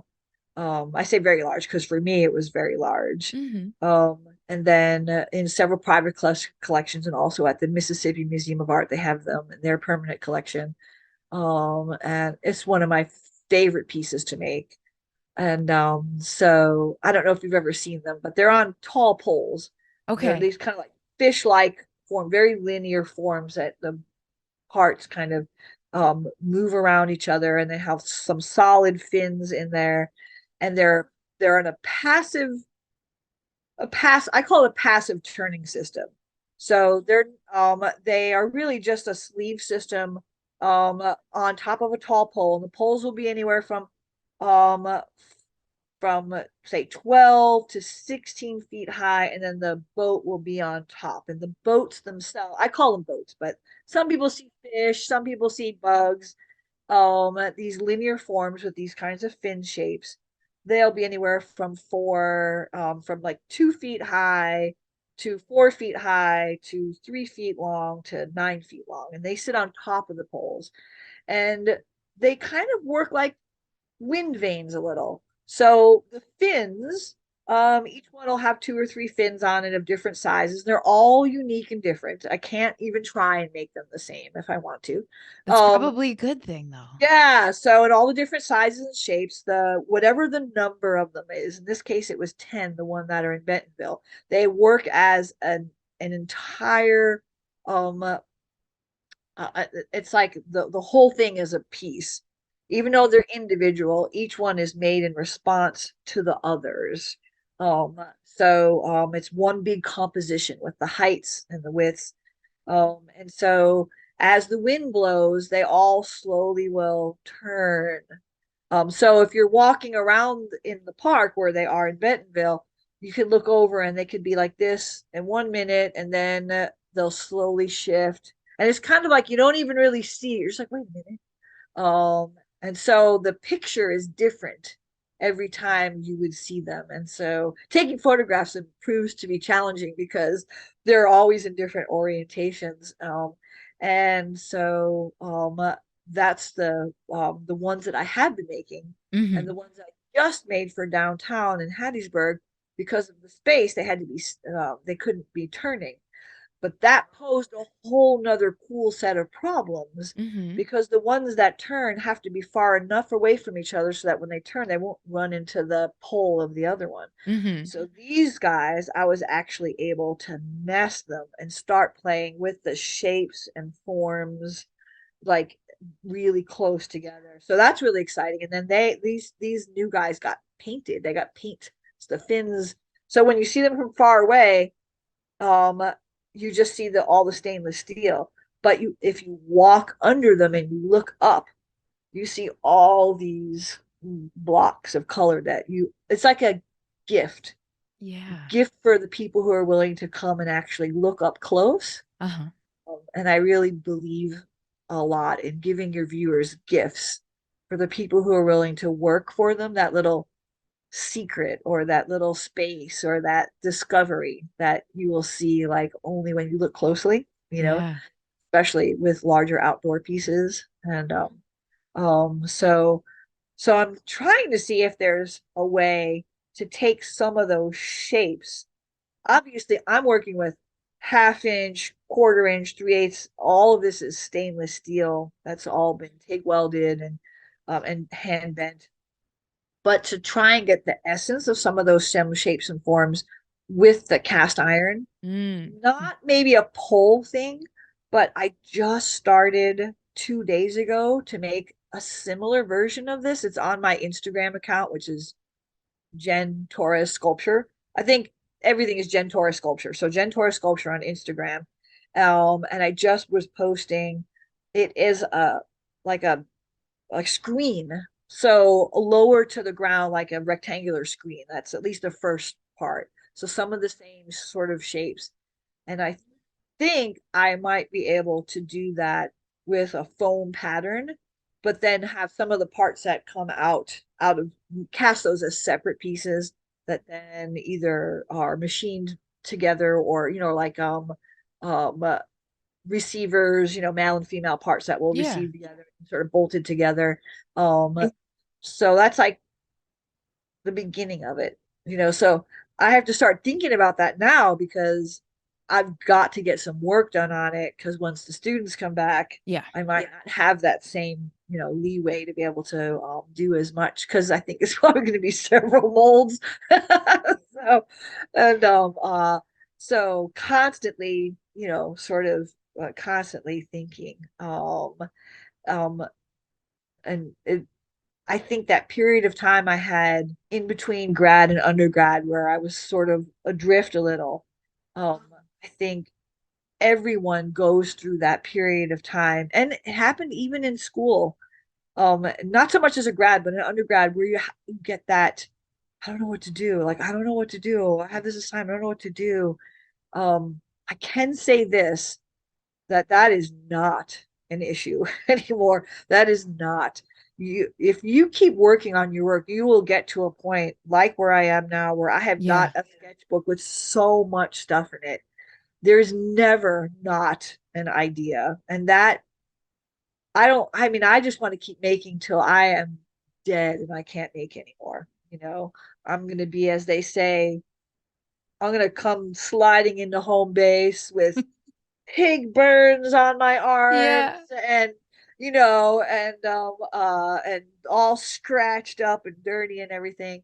And they better come up with the Fountain of Youth soon, because I've got way more stuff that I need to be making than I probably have time for. um but I to me, it was almost crazy to think that there was a period of time where I was sort of lost and didn't know exactly, what I was going to do, next.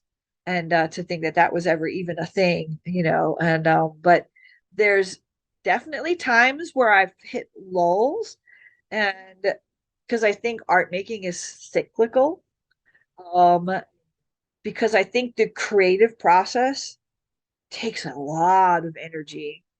And it can really, like there's the times when you're just grinding or sanding. That's not what I'm talking about. I'm talking about that, that the dark side, that place where you are really trying to figure out the shapes and forms, or what it means, or where you are just using up every bit of energy. Like, I don't do dishes, I don't Yeah. do laundry, my Everything else house, falls aside. everything falls aside. Yeah, there's nothing except that, doing that. And I'm just like coming back into, like, I think starting like last week when I got back into the studio, I'm like, all right, here we go. Like, Yeah.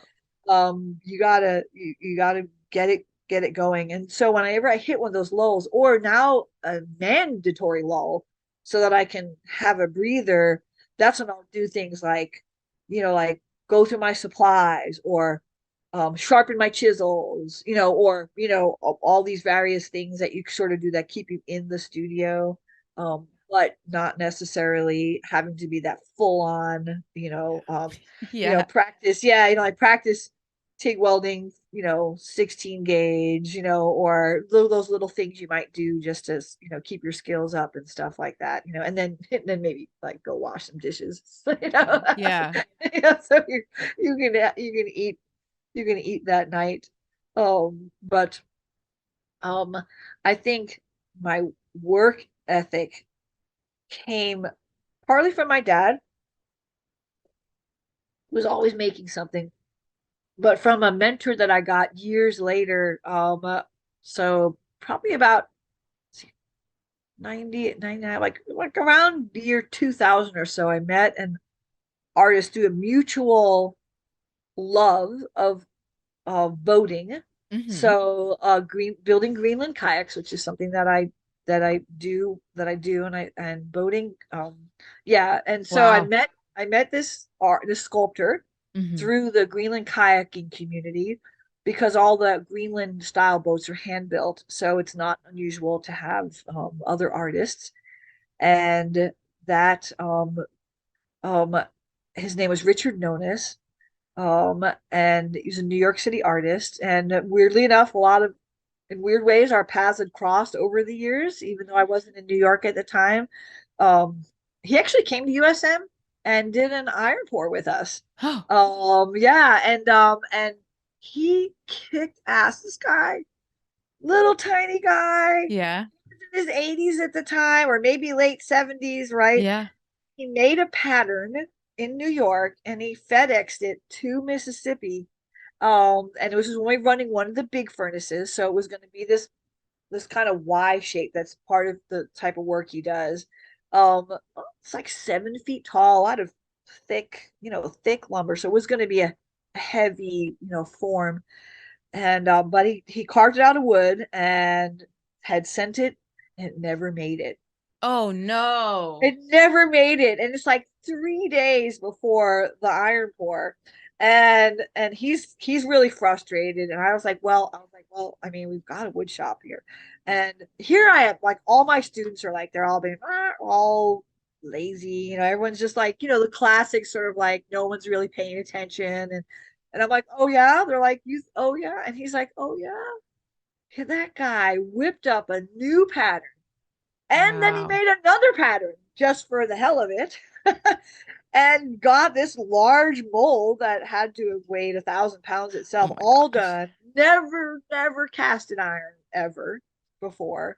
Never, I mean, obviously his age and wisdom, he understood, Yeah. conceptually, Yeah. a two-part mold and all that. And the students were all like, oh shit. He's showing This them up. old guy, this old guy just totally showed us up. Yeah. And so, but from Richard, um, I learned that the role of sculpture is not to be passive.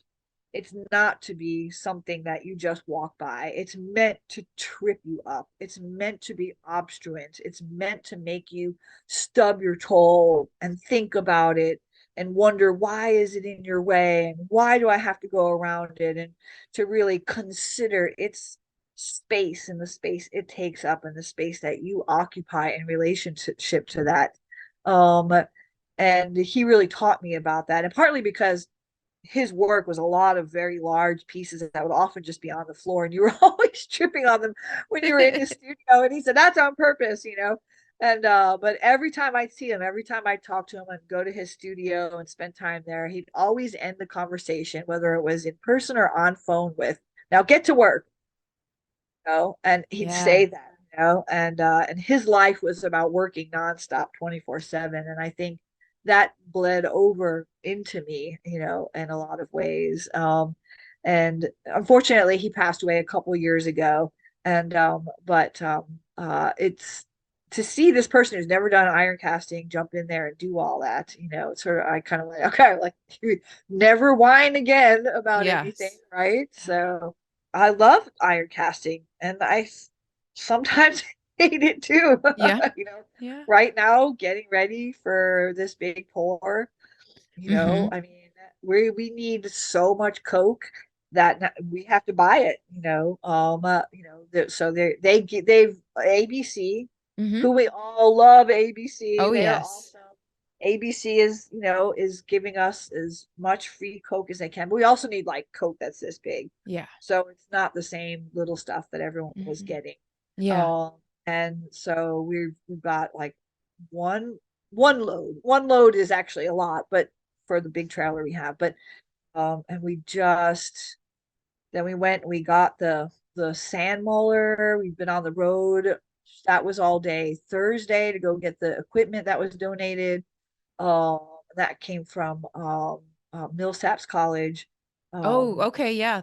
yeah, Mhm. yes, they gave us the new guy there isn't as interested in the big stuff, and so we got Mhm, their and that's big. okay, and you're Yeah, yeah, benefiting from exactly. Yeah. them. And I told him you guys would come down and pour some Yeah. metal with us. So we got their big sand molar, and it'll do like 400 pounds at a time. And then we've got ours, which will do like 100, 150. Yeah. So, Yeah, which is uh, good depending on what you need. exactly. Cause when we do the last mold that I did was 1,300 pounds of sand on one side and 1,500 pounds of sand on the other side.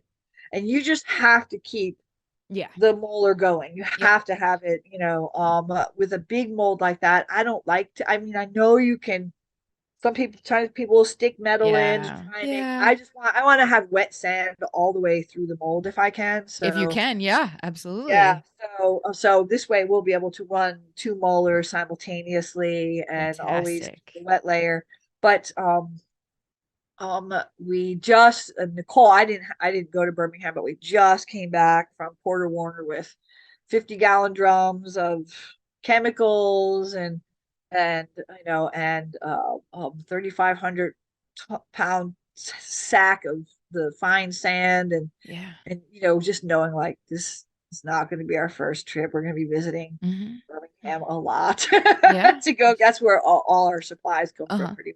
Yeah. It's a 3 hour drive for us. So, and just sort of like starting to go around and finding all the places to get the big metal, because when you don't run that sides of a furnace all the time, you lose the connections with Mm-hmm. Yeah. all the big stuff, Mm-hmm. and so we still have a lot of work to do, but we have excellent people coming in to help us with it you know, and everyone loves a big furnace. So, you Yeah. know, I don't have any worries that will have excellent help, whenever we decide to run it. But we just got to get all of the little kinks out, and Yeah. sort of And I put think some. that that's wise. I mean, and just like it's on my mind right now because as we're recording this, the Metal Museum is having their fire Yes, fire. conference Yes. right now. Hmm. And I know that that's not a big furnace, but the example that I want to make is when James started that fire conference, it was very small. And I don't know if it was, I mean, it is like Foundry, what is it? FI, like Foundry Invitational River Exhibition. Like, I Yes. don't Yeah. know if he specifically handpicked people, but it was intimate because my husband and I went to the very, very first one, and to see from where it started, Yes, where it is. and we were Yeah. still like, we came and we mixed our own sand. And then I think the next year he had those little, I can't remember, they're not internship. It was like just a conference Yeah. Like, intern or yeah. something, Yeah. and they Right. had a schedule so that you didn't necessarily have to mix your own sand. They would mix the sand and help Yeah. you ram it, but then they Right. also could make their own. Like, he worked the kinks out, and now that's like one of the premier, Yes. like it was sold out. I feel like registration Yeah. was sold out at Sloss during Sloss. I think It was sold so. out. Yeah. Yeah. And Yeah. I think so, so. Yeah. and that's how Yeah. many years has it been? 5, like, to see that, Yes. he started it small, Mhm. worked it out, and Yes. now Yeah. it's Yeah. rolling. Yeah. So Yeah. And I think it's a and good yeah. model.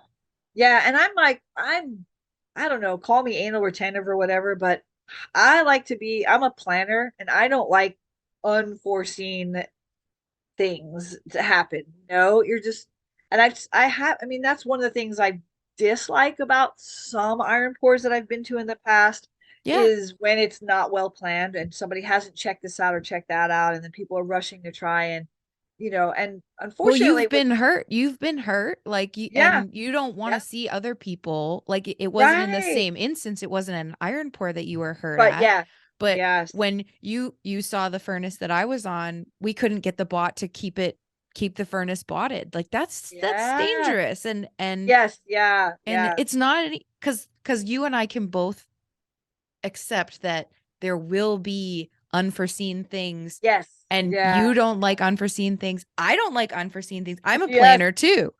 And yeah, so I feel like if you at least try to have yep, everything planned and everything yeah, figured out, when yes, those yeah, unforeseen things do pop up, you at yep. least don't have a bunch of them. It's like Yeah, isolated. yeah, you can focus on that. Focus Yeah. on. So, Yeah. I mean, it's not like it's our first time either. I mean, No, no, no, we've no. attended a bunch. It's new people. There's, Yeah. different suppliers, different, all kinds of stuff. And so you just want to be like, and I want it to be safe. And Yeah. more than anything, I want people to go, yeah, we had an awesome time. Yeah. I learned so much, and I want to go back. And I mean, there was some years in there I remember, and I don't, I mean, this is not talking badly about Sloss or anything, because No. it was not the people who are there now. Yeah. There was actually one year that I was like, I don't really know if I want my students to see some of the behavior, because that's not what the iron community is about. And Yeah. luckily, iron community fixed itself, Hmm. and everybody kind of came back to, they said, okay, we got it out of our system. Yeah. so we can still have a blast and we can still have fun, but it can be safe and Yeah. educational. And that was many years ago. But now it's like such an awesome, I mean, there is Yeah. every make and model of human being out there who is part of this community Yeah. It really that, has bloomed yeah, into something wonderful. yes, it's awesome. And, Yeah. and I had my students come in and going, oh my God, this is amazing. I mean, I feel so at home here. My green hair isn't standing out, and Yeah. the, and I thought to myself, how much it has changed. Yeah. Um, but it changed because the people who were in it changed it. Hmm. It wasn't changed from outside forces because the Hmm. people who were in it went, well, we really could be more inclusive, so they took it upon themselves to turn it in the right direction. And that's why I think I love it so much, is because it's everyone is so willing to go, yeah, you know what, we're also human, and we have we make just as much fuck ups as everybody else does, Yeah. and we can make it better and inclusive and have such a wide variety. And we still have places to go and Oh, still yeah. places to get better, but Hmm. it's so much different than from when I first remember it, and Hmm. that's for me the most exciting part, so. But yeah, so I don't know. Oh boy, I feel like you've been talking for, I don't even know what time it is. Oh my God. We've done a good job. So I mean, I feel like we've gotten to where you are right now, and we Yeah, talked about the work that you're making, and we yeah, talked about the hot on the horizon, the invitational that you're going to be yeah. having and getting the big furnace. So you this will be so did you run it recently, or this is you're gearing up to run it This recently? is we're gearing up to run it. Okay. Yeah, we Okay. haven't I'm run it in probably a while. Yeah, okay. yeah. I So I wasn't yeah, sure, and I just wanted to clarify kind of for myself, but yeah. um Oh yeah, and we have I mean, Donnie's going to be coming, and we have people who worked for Donnie. Eric Fuertes will be there, and James Davis, because mhm, him and I ran mhm, it together for so many years. mhm, So mhm. we're gonna have a lot of good help. And I mean, there's a lot of people who are like already invited themselves, Yeah. you know, Yeah. Yeah. Kurt and a few, so I mean, it's going to be whatever it is, I think, in Yeah. the end. And And so, then but there's a and then lot. it's just onwards and upwards from there. Yeah, yeah. So Mhm. the great thing about being a teacher is that to be relevant in your field, you also have to be doing it all the time. So it's like kind of a forced, a forced thing to be, challenging yourself and trying new techniques and stuff all the time, um and also because when you've been teaching for as many years as I have, which is getting close to 30, with if I have my time in Kansas, I don't like to be bored. I don't want to be bored either. I don't want to be teaching the same old thing. I mean, Yeah. yes, I do have to teach MIG welding every semester, and after a while, you're like, oh, okay, here we go again, but I think the reality of it is it just every group of students brings their own thing to the picture, to the table, I should say. And they're all so different. Now we have these issues of like AI coming up, and Yep. Mhm. and so there is definitely challenges that we're going to be facing in the future, with Mhm. just making art and what does it mean. Mhm. So, Mhm. right? So, But we'll try and look at it with a excited lens, not a scared yes, lens, right? yes, I think so. Yeah, I think so. Yeah. Because I don't know. I mean, there's people I know who are real advocates for it, but I think it is something that's not going to go away. Oh yeah. So I think That's we have to definitely true. figure out, yeah, I think we have to figure out how to use Mhm. it to our advantage, Mhm. So what I kind of think about with this AI is I think about when painters all of a sudden had to come to terms with the fact that there was photography. right? Well, photography is not art. And then the photographers had to come to terms with the fact that there was now digital photography. And if you're not Yeah, developing film, is it really? And you know what? Everyone survived. I know it, right? And I know that there's a, looking through the lens of, well, this AI is trained to look at artwork that's already online, and if it's appropriating other artists' artwork, it's stealing from them. And I do think that that's a valid point. And are we Right. all going Yeah. to be afraid to put our artwork online because it might be stolen by AI? I don't know. But we all have gotten through other transitions, and this Right, is just right. Yeah. one that Yes. we're having the gift of being Yes. Yes. at the Yeah. transition period right now. Yes. Yeah.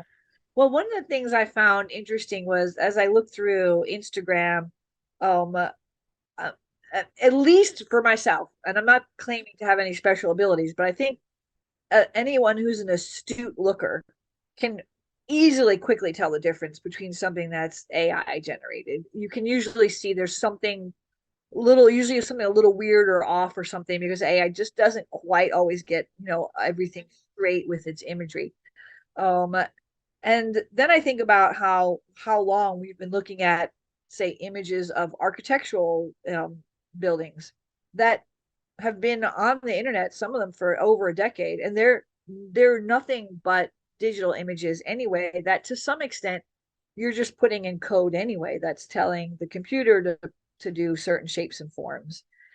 What I really appreciate though is those artists who are actually going for the AI, who are embracing it, are being real honest about it. They actually will say in their somewhere in their description, like AI, or they'll do hashtags, AI, whatever. Um, and to me, I think when it's approached in an honest way, because I Yeah. think that that is ultimately all art. When art is approached in an honest, when you're honest with the work that you are making, I think it has a value to it. And so I think these artists are honest about it.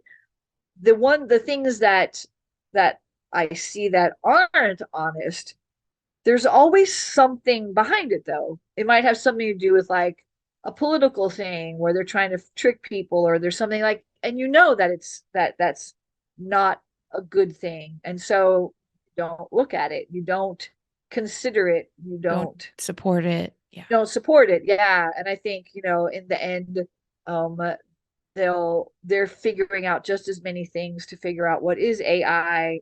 You know what I mean? So like they're I think they'll, as you always say, the balance will be found. The Right. pendulum will come back, and it'll find its balance. Right. So Because then there will be a nostalgia, mhm. because it's even now, with computer generated films, and they can do some amazing look-alike live action things with Exactly. computer generated Right. Yeah. footage, I guess, but it's Yes. Yeah. generated. But there's always going to be the nostalgia for the um there's even people still with video cameras, and because they want the look from, oh, this Yeah. reminds me of the home Yeah. videos from when I was in the 90s. Yeah. There's Yeah. and so Yeah. it's just going to create Yeah. um new rose colored glasses Exactly. in Yeah. a I think, way. yeah. In a I mean, way. and all comes back to the fact that you can't AI generate an iron casting. You know what I mean? No, yeah. So it doesn't matter what how you go about it. Maybe you might generate an idea for a piece, by you still have to input information, Yes. Yeah. I mean, into the A AI. It prompt, you still still have to, requires you to yeah. prompt. Even if you might use it to help you generate, an idea, if you don't have one, Or like a jump um, start. or a jump start. Yeah. The thing is you still have to make a pattern. You still Yeah. have to make you still have to ram the sand. Yeah. you know so Yeah. yeah, you still have to, well, maybe not in all cases, but you still got to break metal. You Yeah. still got to, you got to get hot and sweaty and dirty, and and burned and Yeah. all that stuff. So I think there's plenty of things that that it's the AI is not, isn't going to affect, Yeah. So I mean, if someone's really afraid of it, we'll get more iron casters. Yeah, yeah, because there's only a limited amount that it can kind of affect our little, the physical art making. Yeah, yeah. So, So, and it might be interesting in the future though when you start looking at job applicants though, mhm. being like, we got to make sure that you actually this is actually your work. Yeah, yeah, but you'll And, deal with that as it comes through, and yeah. yeah, everybody So, will. yeah, right. So, Let's but see. So do you have anything else you want to talk about for Hot on the Horizon? um well, not, I mean, I'm making this screen piece. It was Hmm. originally going to be, actually, it's going to be a piece for my garden because I have an awesome vegetable garden. Yeah. Vegetables and flowers, and it sustains me. It sustains me. It Hmm. gets me to chill and relax, and then it got really complicated, and it's no longer a trellis. It is now its own art piece, and so I'm very excited for this because I do, like, I'm not a gallery artist. I mean, a sales gallery artist. Yeah.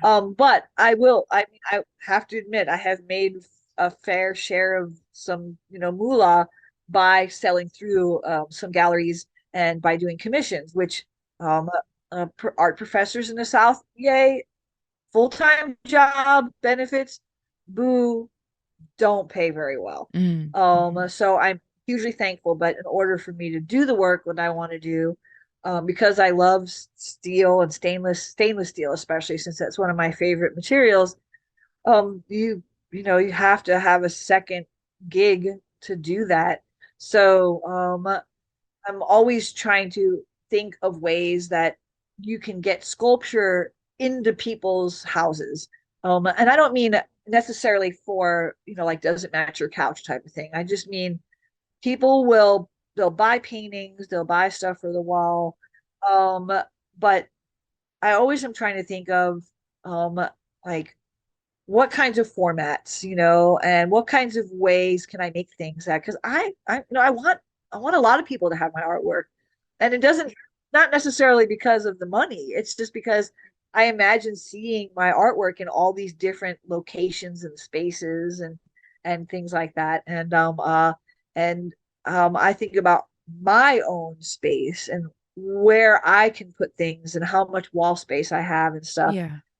And so making it so that it's accessible and trying different formats, like the pole things work great, but you need to have, because of the engineering required, I mean, you have 8-inch thick slab that's 3 feet by 3 feet. Not every person is going to have that in their backyard. So I'm trying to make things, and also I like to move stuff around. So make things that, that might have like spikes on the bottom that you could like ram into your garden or into this part of your yard, and then move over here to this part of Mm-hmm. The next your yard, season. Yeah. or maybe those spikes might also fit into a stand so that you could bring it inside, and so I'm trying to kind of work with some of those ideas of having pieces that can travel and move around a little bit, and also be made out of stainless so that people can put them outside, because not a lot of people have space for sculpture in their house. But so I'm always kind of working on that in my head because it's a problem solving thing. So I'm always trying to find a way to merge the sort of technical aspect with keeping the pieces really flowing and moving. And I made a couple of little maquettes just recently. So I'm always looking for decent outdoor opportunities. I will admit I'm a little terrified of the ones that are like $150,000, because you're like, how come? Who could I actually do that? But I've got a really good network of people, and a former student of mine, Phil, he's got a great studio in Atlanta. And he's like, you know what? He goes, just like, if you can't build it, I mean, just I'll put a bid on it, I mean, we'll work that into so I'm trying to get out of my comfort zone and Mm-hmm. doing things like okay, that's a big commission. I'm just going to go for it because if you don't go for it, as my dad used to say, you got to be in it to win it. I mean, don't worry about how you're going to make it. See if you can land the job. I have enough experience with working with vendors and also with materials and shops and things that I'm pretty sure that I can um, figure out how to make a large project Yeah. happen. You know? I just the idea of not making it myself is really like kind of hard, Yeah. you know, Yeah. but at the same time though, there's some really cool opportunities out there. And so I want to aim for some of those, Yeah. some more of those bigger ones that kind of scare the shit out of me, but that, that I could, maybe, do. So, I'm looking, there's a couple that I've been looking at. And so, and good enough pretty good with Photoshop and stuff where I can take the Yeah. photographs of the pieces and put them into whatever background and Hmm. generate decent enough drawings to at least maybe catch attention Yeah. because that's what happened with the piece in Bentonville. I literally got a cold call right before the pandemic started from a guy who had said, I kid you not, you know, oh, interested maybe in some outdoor work. I wonder what you have. And of course, you get calls like that all the time. And I was like, big eye roll. Oh, yes. Go. Okay. Um, uh, so well, here's my website, but you treat everyone like as if they're your main customer because you just never know.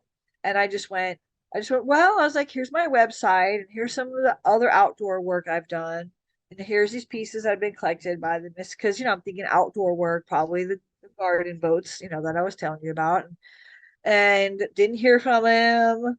I was Mm. at that point getting ready for a very large museum show. Like I I don't know why I said yes to this, but I did, and it was like 4,200 square feet of three giant rooms, and but anyway, and and so I was like, all right, well, I have this show. I had a couple of other shows, and incidentally, the guy who had called me, I didn't realize it at the time, he had seen my work in a juried show, Oh, okay. but the lady who ran the art center pulled my work from the jury show to put me and a couple of other people into a group show, like a three-person group show where we each had like 8 or 9 pieces.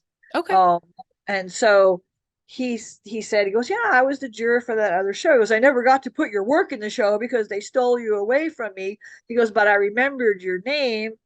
And then and I was like, damn, I was like, the power of being in jury shows is so important because other people see you.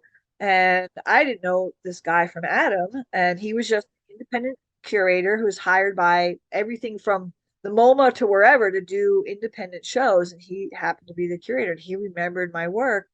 He saw the my webpage, and then I guess it was like a couple months later. I thought I wasn't going to hear from him again. I get a call back, and he said, my client really likes the garden boats. And I had no idea where or anything. Like I didn't know where, who or what. I was like, oh, okay. He's like, yeah, my job is to, I work with clients and we build shows and started on. And I was like, okay, well, that's great. His name is Chad Algood.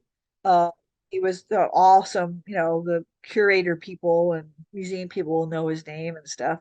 And he said, okay, well, how much would one of those cost? And I said, well, I said, I have to require that it at least be a small, even if it's just a small grouping, but I can just do one.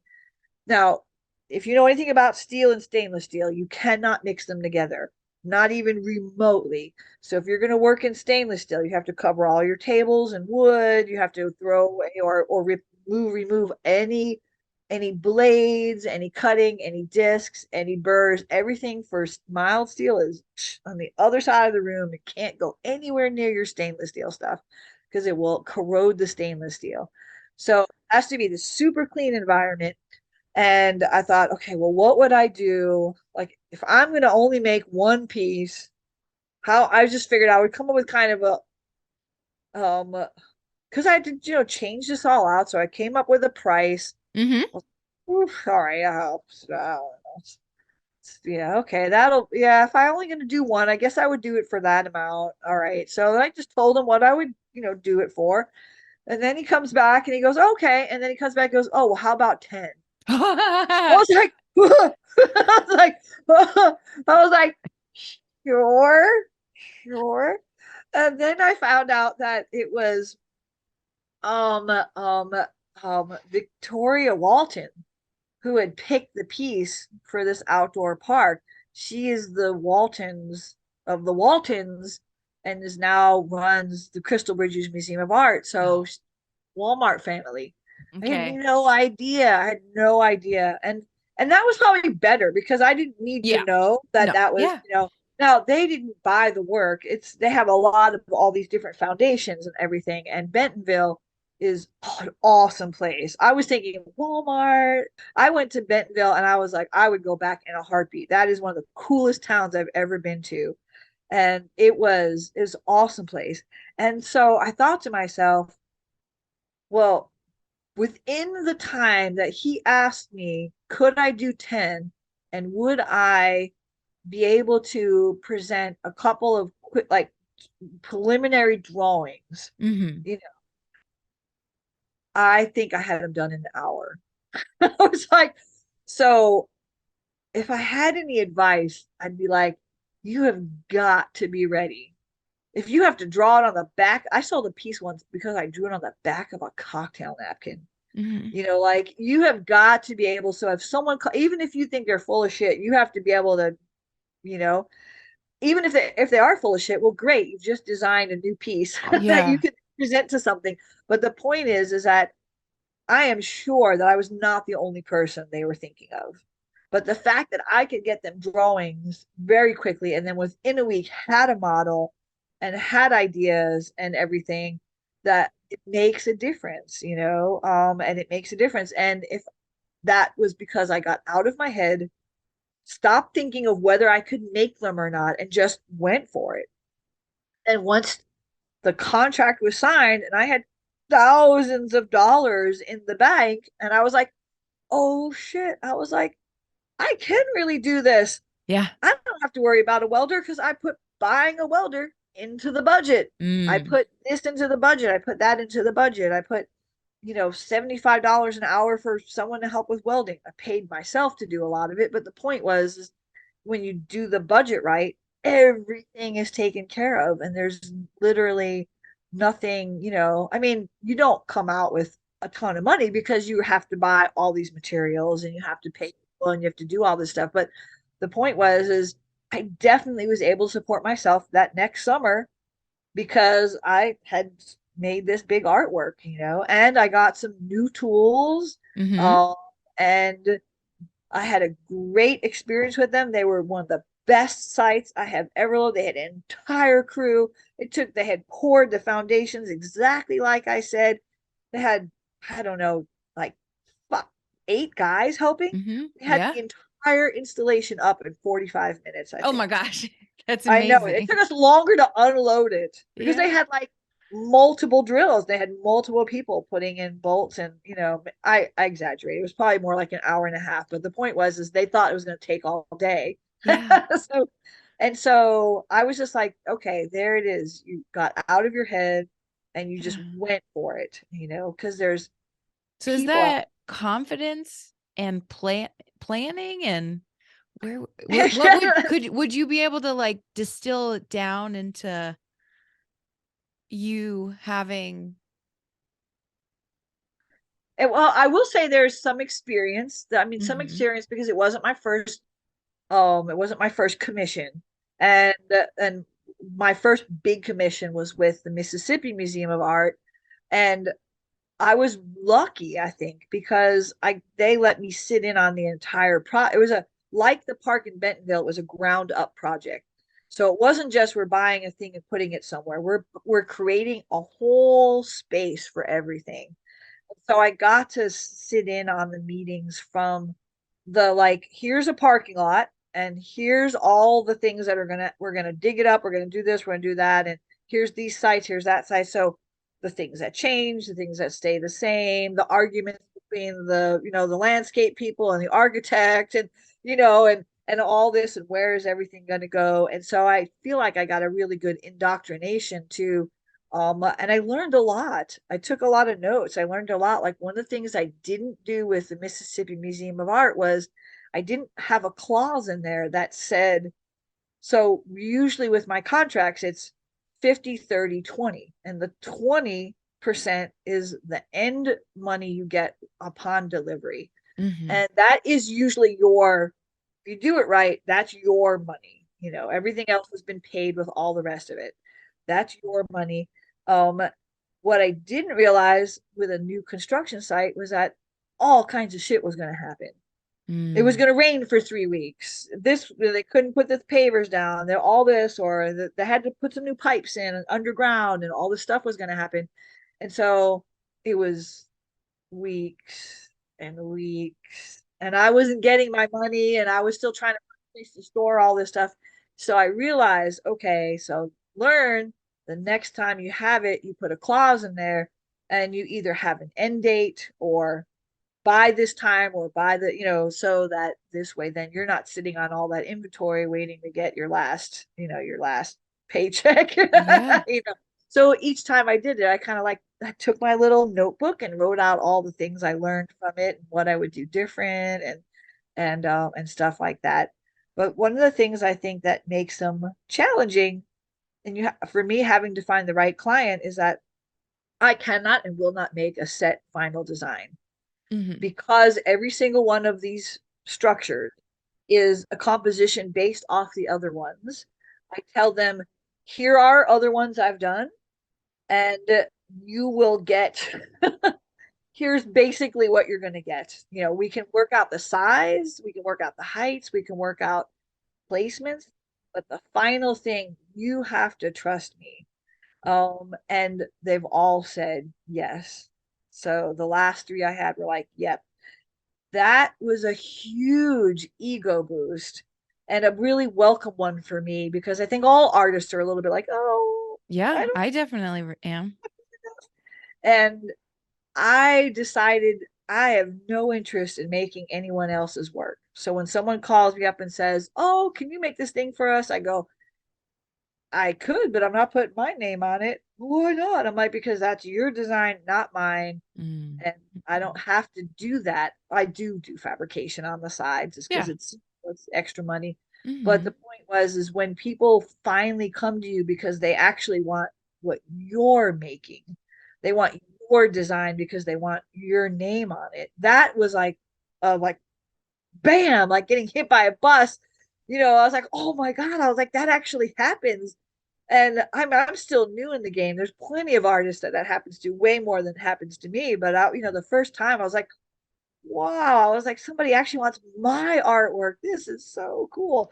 And Yeah. not just something I already made. They're willing to expend money so that Mm-hmm. I will make it. They're entrusting me. That was I think the thing that really changed it was to understand that they trusted me, and they trusted me because I could come up with a good budget. I can come up with all the information. I knew all the ins and outs, and they knew that they were giving this, what in many cases is a pretty big chunk of money. And they had full confidence that they were going to see a good finished product. So I think that was a real boost to my confidence, in being able to say. And now I have several private people and public institutions that are willing to write really awesome letters of reference Mm-hmm. that will Mm-hmm. say, oh yeah, you can, don't worry about it, you can give her a bunch of money, she's going to take care of it and give you what you want. So Yeah. that so that for me was a big thing. And I think I can only do so much as Yeah. a working professor, because my students do course during the semester. So I have to be really careful with timing and planning. Yeah. But I think in the future, in my future life after, teaching, I think I probably would be doing that a lot more full time, I think, so that's, yeah. So that's a long story too, like on the horizon. you No, know? but it's exciting. It's very exciting to hear. Yeah, yeah, Um, so I mean, what? It doesn't get any better than that, No. somebody wanting your work. So, Yeah. and good Lord, this is the problem with being a 3D artist, as you know. It's like Yeah. finding places for all this shit. It's like Mm-hmm. it's everywhere. I've got Yeah. whole rooms in my house that are nothing but storage of artwork. Because it's Yeah. so, but yeah. So that's great hot on the horizon. And I can't wait to see how these, the things that you're gonna go for, I bet Yeah, you'll get it. yeah, You'll yeah, get yeah. something. Well, yeah, I'm hoping I can get something going with some of these cast pieces too, because Yeah. cast iron's a lot less expensive than Yeah. stainless steel. That's for sure. Yeah. So, And you've given us some great advice in the example that you're setting for kind of going for the big commission, the big outdoor pieces and seeing if you yeah. can get those commissions, or well, it wouldn't be called a commission. You're Yeah, being, no, I think so. Yeah, they would be commissions. because Yeah. So, it's like a call for um, proposal and you will apply. yeah. Yeah. So sometimes, yeah. So I think they all treat them the same. The contracts all are essentially Okay. commission contracts, basically. Yeah. And Once you win it, yeah, or once they yeah. choose you. Yeah, exactly. Yeah. Yeah. So, and I mean, I've had contracts that are from 3 pages to like 35. Ugh. And that just Yeah. happens, that has to do with whatever organization, Yeah. is how many entities are involved and that kind of stuff. But, things like that, like some of the other things that I learned from the Mississippi, from my first one till now is that like a lot of public institutions, they need stamped engineering drawings, Mm. because it's all what I call CYA, cover your ass. Yeah. So there's a big Yeah. CYA component to that, and they need to make sure that there are elements, usually things having to do with footings and how Mhm. big pads and stuff are. And so you learn a lot about doing things like there's all these web pages online where you can find out how much a foot of Schedule 40 stainless steel that is 3 inches, and you have to take that, you have to figure out what that weight is. And then you have to add that. You have to take your piece, you have to take all your parts, you have to, so you can find out how much weight is a 20-foot long stick of pencil rod. And you have to weigh all of your parts.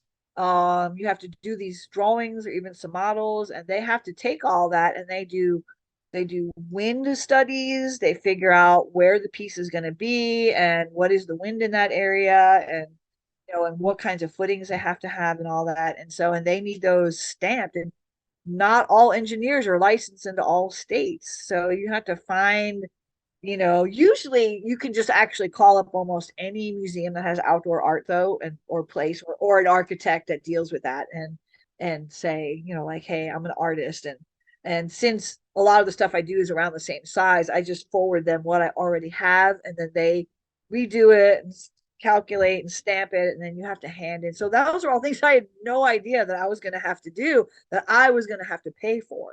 Mm. um Mhm. and so those are all those little sort of incidental things, and like some will be like, okay, unless you're going to hire a professional shipper, then you have to show us that you have a rider on your car insurance for hauling, Yeah. things like that, because God forbid you got in an accident, so Yeah. but because I can bring all that stuff up when we first start negotiating, they go, oh yeah, okay, she knows She's what she's doing, she's the so real deal. Yeah. yeah. So Well, still so feel like that's, a I mean, poser sometimes. but you're not. I know, some, but you still can't help it sometimes. So But it's good to hear. 'Cause it's good for me to hear at this point in my career that it's never really gonna go away, and that and then oh, that's okay, and to just yeah, it's accept actually, it. yeah, yeah, I think there's times when you can actually be really humbled by everything around you. And I think that you actually need to embrace those humbling experiences, and Mhm. because it's the balance, Yeah. so you have the things that sort of really feed your ego or feed your confidence, and then you have the other ones that kind of balance that out, and you know So they're all both important. So So embracing that, that's very good advice. Do you yeah. have any other advice that you can think that you can pull out for us Pull kind of? out, pull out. Oh, um, Yeah. yeah. Well, I think to go back to the whole thing of being honest with with your work, I think that that is and a lot of people will ask, what do you mean? And I think working honestly is when you're bearing your soul and you're really putting it into your work. One of the biggest challenges I think that I have, I think I will always have, is I have many different bodies of work. And I have my very formal work, and then I have my sort of political work. And my Little Weirdos is a body of political work that I've been doing for a long time.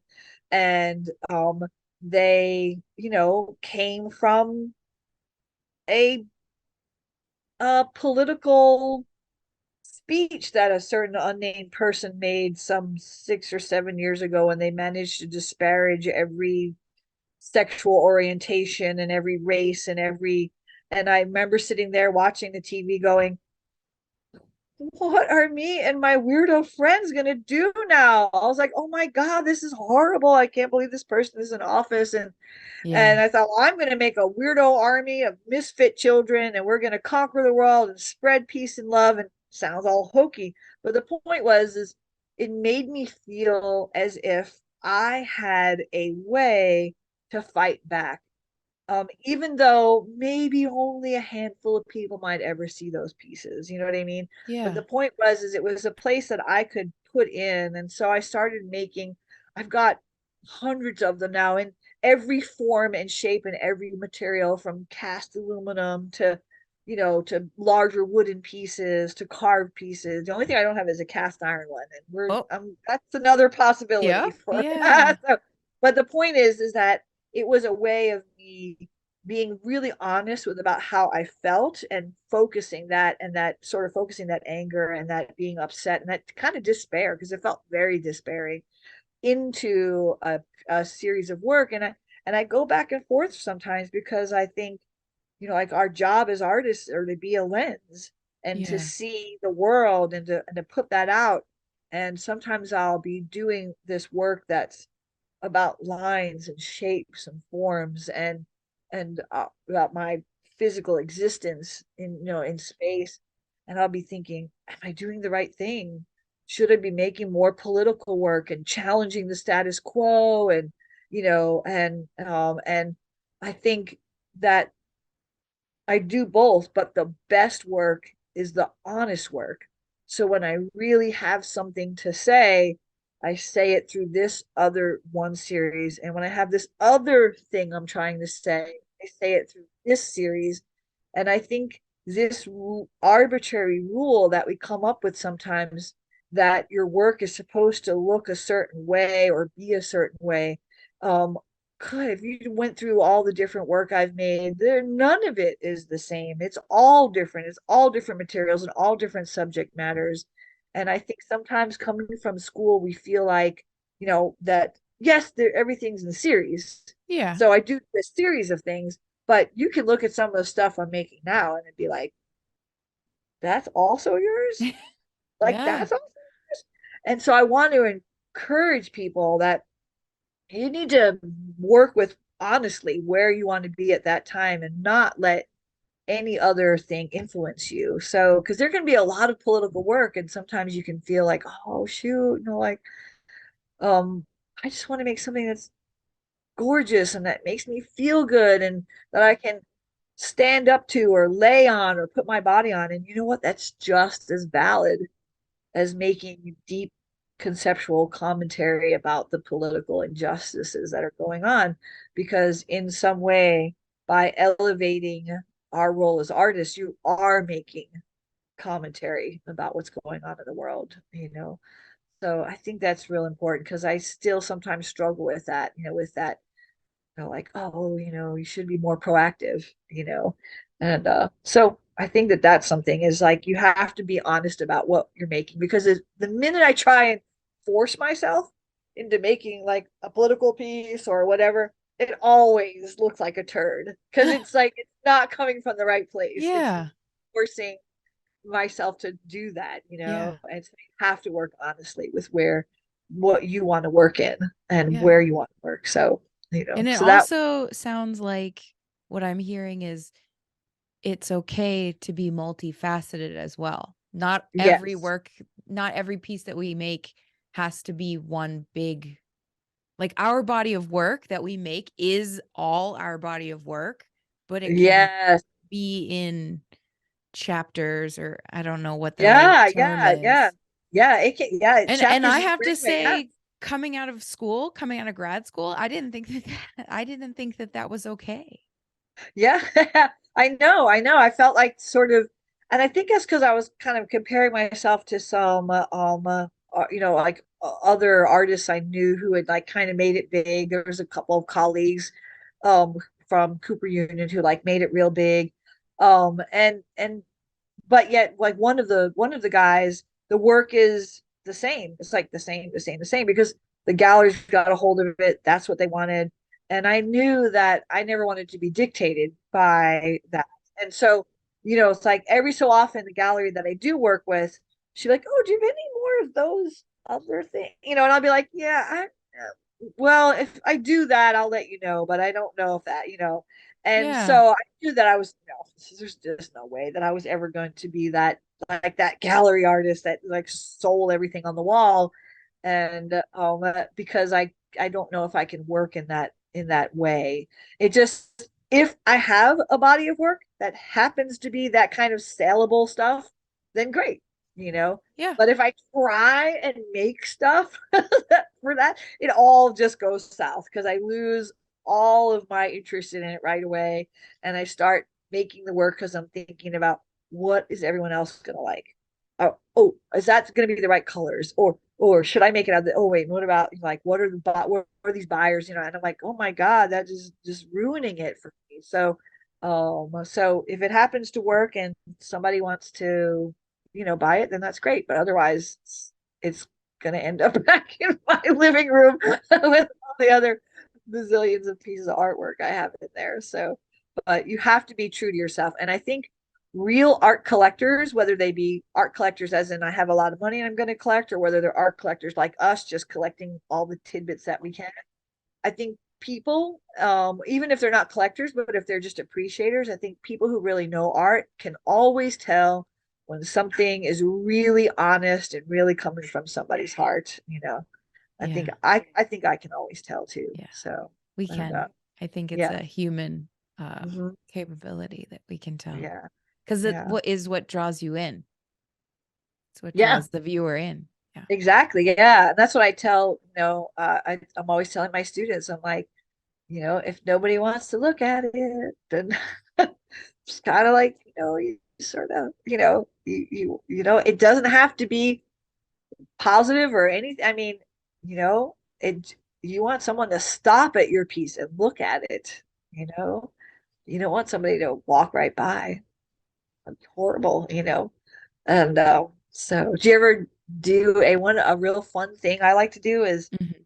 I don't get to go to a lot of the big jury shows that you're in. I still like to do them because it's fun to send things out and because you never know, like this Yeah. curator who found my work. Um, but a couple of times I've got to actually go, and they're always at a venue that like nobody knows you. So it's really fun to go and hang out, like buy your piece and listen to people talk about your work. Like, and they have no idea that you're the artist. Yeah. Um, you have to have a lot of stamina for that. And but it's very interesting. It's really interesting to sort of, it's very humbling. It's always, Mm-hmm. sometimes people will be like really say disparaging things, but at the same time though, they're saying something about it. Yeah. Yeah. They didn't You're just walk by. They might not yeah. like it, but at least they are talking about it and they're going, wow, that I don't know about that, da, da, or da, da. And you're Yeah. like, okay, You fine. evoked evoked a And reaction. you erupt a reaction, yeah, and somebody is they're because I think about all the work that I still to this day think about, and not all of it Mm. was awesome work. Some of it was very disturbing or Mm. whatever, but for whatever reason, it stuck with me, and Yeah. I always. So Mm. yeah. So, but It stayed in your brain pan until it now. did. Yes. Yeah. So I know. And we're in other people's brains that we'll never even know. I know, right? Right? It's weird when like when you get to be my age, you'll come across more people who have seen your stuff like just randomly. My sister was at a conference in Los Angeles, I think, and met a doctor at the bar, all these conferences. She Yeah, works in the yeah. medical industry, at the, They have a little at happy the, hour. Yeah. yeah, the happy hour thing at the bar, met a doctor who had seen my work at the Mississippi Museum of Art. Huh. I mean, and how random, right? Yeah. So you just never know where your spirit is going to end up, and you have to, sort of be behind it 100%.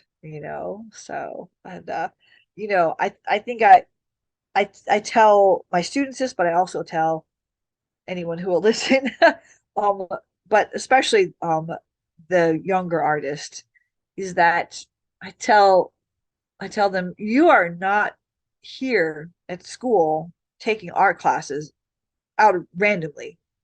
I was like, this is not just aliens dropped you in my classroom. I was like, you are here because you think and you see differently than everybody else around you.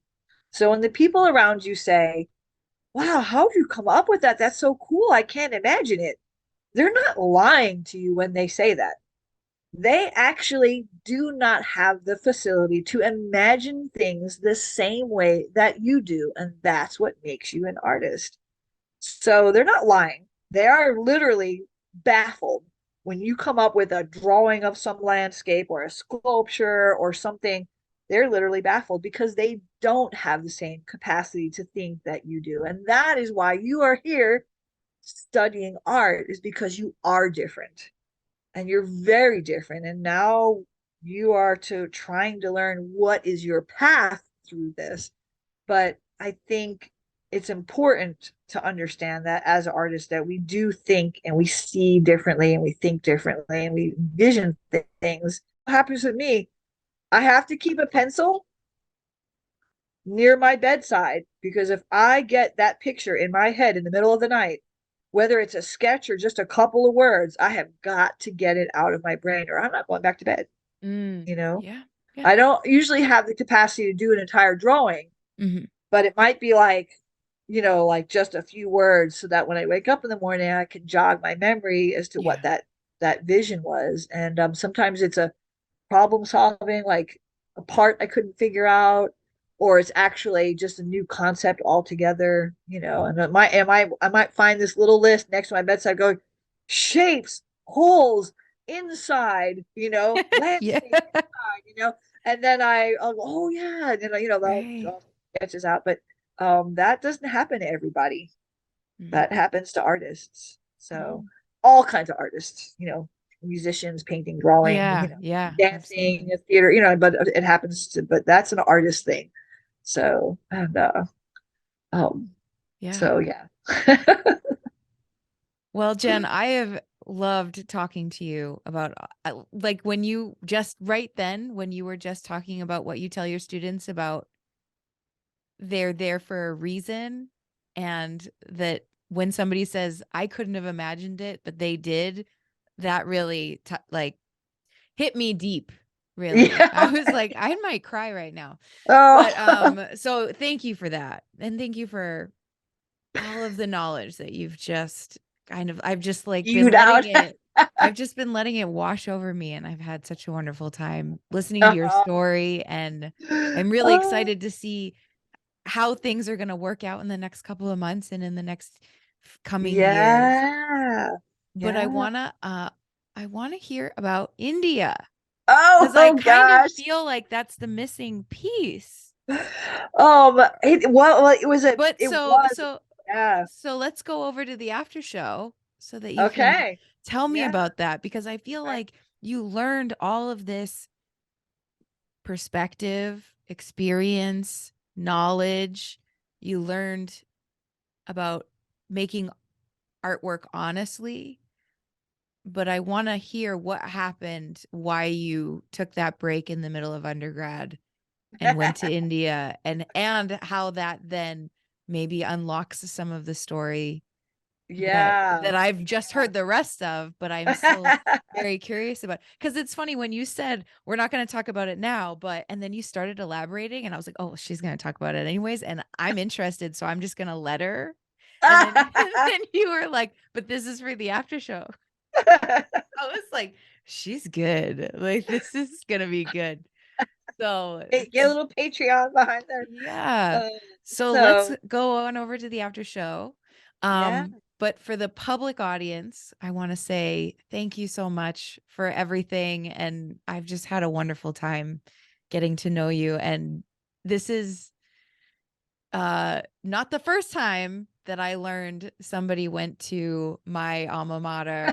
We have a Right. similar alma mater. And also, so Kristen Tordella Williams, I don't know Yes. why I just said her last name really weird. Kristen Tordella Williams, during the interview with her, she and I discovered that we went to the same undergraduate school and we were 1 year apart. Oh, crazy. And we didn't know until I was interviewing her.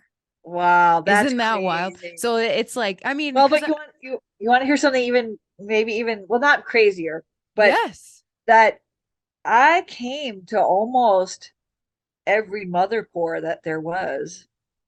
So if you were at UGA pouring, if you poured with mother, Yeah. um, I'm pretty sure that we probably poured together at some point. Yeah. I mean, so the first time Because that a I lot of ever, times, yeah, a lot of times it was done around his birthday. And since we both yeah. shared, we were And one day it apart. was Yeah. always on the off year of Sloss. Yeah. Yeah. So there, it's very likely we probably poured together Very at, likely. Because the very first mother pour that I was at was in 2000 and it was the spring of 2010. And that was the first time that I'd seen people from other schools yeah. come. Yeah, I would have been over there then. Yeah. Then we So, definitely, because yeah. Remy came and Durant came with his Yep. students, and he had just Yeah. started teaching at Ole Miss. So his iron program was early. That was like before Stacy and Yeah. Seth were Yeah. there. It was those very early Yes. kids Yes. Yeah. and people from Yeah, because uh he was working for me right up before right before he went to s- Ole Miss. so when I met him, he was working at Ole Miss. And Yeah, he was then yeah, new professor there. also some people from Florida State Uh-huh. Yeah. came up, Yeah. and Yeah. that was like that was my first introduction to the community, which is wild because it was in my home turf. And Yeah. I was a Yeah. grad student, so like Yeah. big fan on campus, but I'd only been pouring for less than a year, so I was a Right. baby, Yeah. you know. Yeah. It's such a weird like complexity of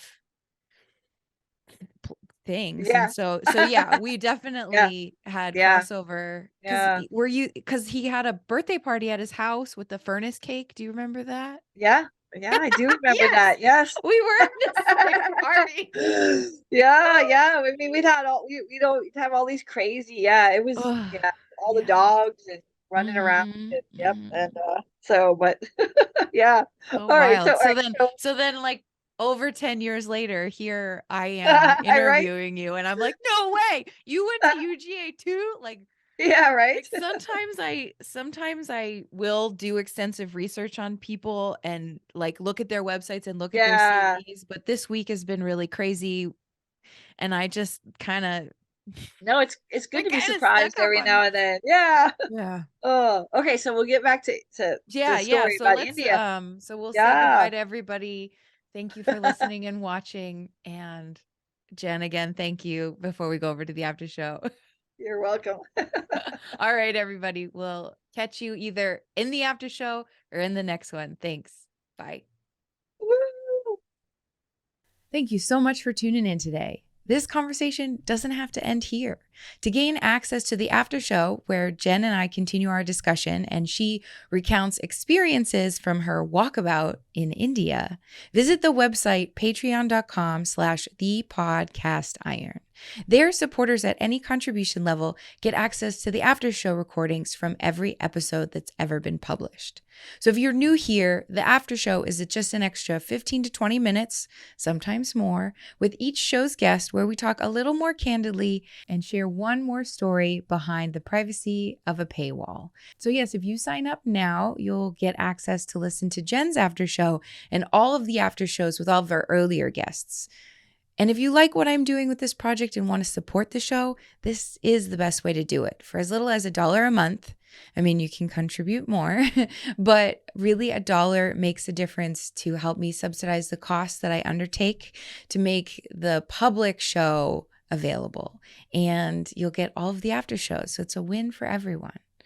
Well, in conclusion to this public portion of the episode, I was very personally inspired by Jen's story, and it reaffirms this theme that we've had on the show before, that the theme is, well, we really do land where we're supposed to be.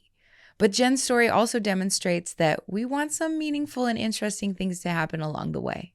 So Jen, thank you for openly and honestly sharing your story, and I'm really looking forward to see how all of your future plans work out, and I wish you the most productive summer and the best of luck in November with your DK2 Invitational. It's going to be epic and so much fun. And now thank you to our top supporters for helping me afford to continue offering this show. Thank you to Sloss Metal Arts for being our top supporter of this podcast and for your year-round work as a national center for iron casting and metal arts. Also, thank you for offering our community resident artist opportunities, and thank you for teaching iron casting to Birmingham's youth every summer, because you got to start them early.